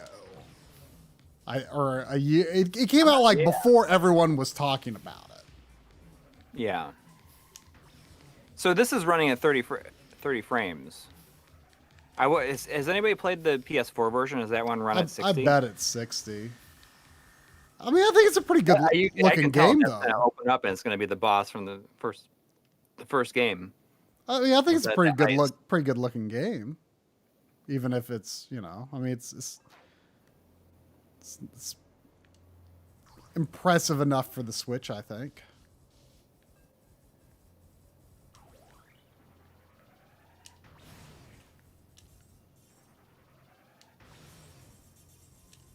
Okay. Look at that eyeball. PS4 version is 60. Switch one has been criticized a ton for performance. But, seems functional. Yeah. I'm glad they didn't make it so that you just, if you lose a life, you just don't fly in with your next life. Well, it takes you back to a checkpoint. Because Gradius 5 changed that. He's going to shoot that big laser again. Oh. Did you kill it? I guess that was the end of the demo. That's a short demo. Huh. Oh well. I'll get the PS4 version then. Yeah, it's not like bump, bump, bump. Did you finish Bravely Default yet? Not yet. Duke says I've got a good bit of game left, but I'm kind of like in the middle of like kind of a turning point, and it's not entirely clear what the direction is going to be to gain toward the end at this point. But I'm like 65-ish hours in. Oh wow! So I've put a good bit of time into it. I was gonna start Xenoblade Chronicles 2. And I kind of did. I booted it up just because I was like, I'm just gonna look at my Switch games. And I'm gonna play the first game that like jumps out at me. Mm-hmm. And that was the one. And then I realized that Nier Replicant comes out on Tuesday, and I'm like, do I? But then again, that's like I could play those both at the same time because I've already played the original Nier. Oh sure. I like to generally focus on one game at a time, but it doesn't always. Yeah, well, so do I, always happen. Part of the reason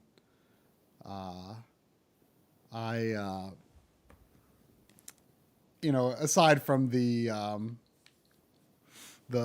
PS5 version of Final Fantasy 14 releasing, part of the reason I went ahead and resubbed to Final Fantasy 14 was I feel like it would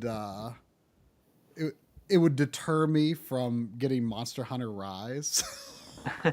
Because like I feel so tempted by it because like I played the demo and I'm like, oh, I don't know, I kind of like this. But like every time I've tried to play a Monster Hunter game, it's just like, I don't understand it. I don't. Whatever like pulls people into these games, I'm just not grasping it. And like it with the Rise demo, I was feeling almost there, and I really liked the gyro aiming for the ranged weapons, and the dog that you can ride is really cool. But like I feel like it was when we were talking to John, I think during that PS3 stream you did, he was like, yeah, man, like I'm going to tell you though, I'm the same way. And like, I liked it and I was impressed by it, but I'm still just like, I just not not all in on how it plays, you know? And I feel like I was like, I've just been so tempted. It's been like so much on my mind. I was just like, I like the demo, but I feel like once I like actually settle into the real full game, I'm going to get, you know, disinterested again. And,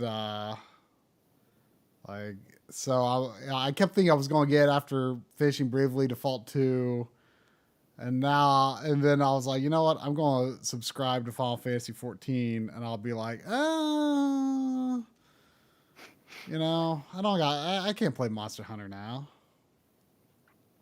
So, you know, the wind was really taking out my sails on Super Mario 3D World. Like I was playing through I beat it on Wii U, and I was playing through it on Switch here, and I loved Bowser's Fury. I had a lot of fun with Bowser's Fury. I got 100% in it, which took like not long at all. But 3D World, like I don't know, I got to like World 6 maybe, and then like I kind of was going into it with like this intent of 100%ing it. But like, apparently, to truly get 100%, you have to touch the top of the flagpole in every level with every character. And like, okay, if you just have to touch the top of the flagpole, like that's one thing. But to do it with every character? Like someone refute this if I'm wrong on needing to do it with every character. But that's just like so obnoxious. Yeah. Like now my understanding is if you're playing multiplayer, like it counts for every character that is playing if one person touches it. That's what I've heard. Like what? Like what are they thinking? Like, what are they thinking? And not only that, like, even if you were playing it multiplayer, like, there's a fifth character that you unlock later in the game. And, like, so that character, you couldn't be, you'd still have to go back and do them all with those. So, like, yeah. For level the game with $2 says Nintendo loves their annoying busy work. I mean, Bowser's Fury. I mean, you want to talk about games with no fat and no padding. I mean, Bowser's Fury was a great little experience.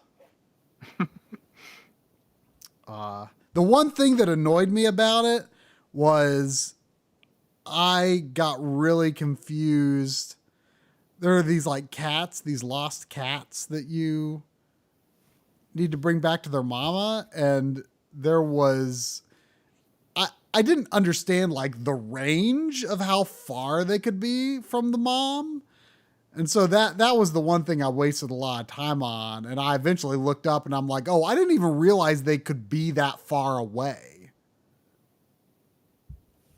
So that was the one thing I didn't like as much about it, but great little game with very short game with no padding. Fun little thing. But yeah, so I like once I learned about that, like I lost the desire to like even finish 3D World. Yeah, I mean, again, I've beaten it before. It's not on my backlog, so it's not like I'm, missing out on the experience. But I mean, I'll go back and I'll just finish. I mean, it probably only take like 3 hours to like finish the main story from where I am now. But like thinking about having to touch the tip of the flagpole at every level with all 5 characters. So you just have to touch the tip? Yes. With every character. Just the tip. Just the tip. And, like, the thought of that, like completely, like, demotivates me from, like, doing, like, you know, the Rainbow Road or Star Road or whatever the heck, you know, the special world levels. Like, I don't even care, like, about doing those levels if it's not going to be 100% until I touch the tip of the flagpole on every level with every character. Like, what's the point? What's the point? Yeah. I mean, my thoughts exactly. Well, I guess that'll do it. Good night, everybody. Yeah, good night. Thanks to everybody who donated. It was a lot of fun. Sorry, I kind of just, I don't know, I unloaded there for a little bit. Well, don't forget, next week, Cybernator Cybernator next week. Cybernator. Good All night. right.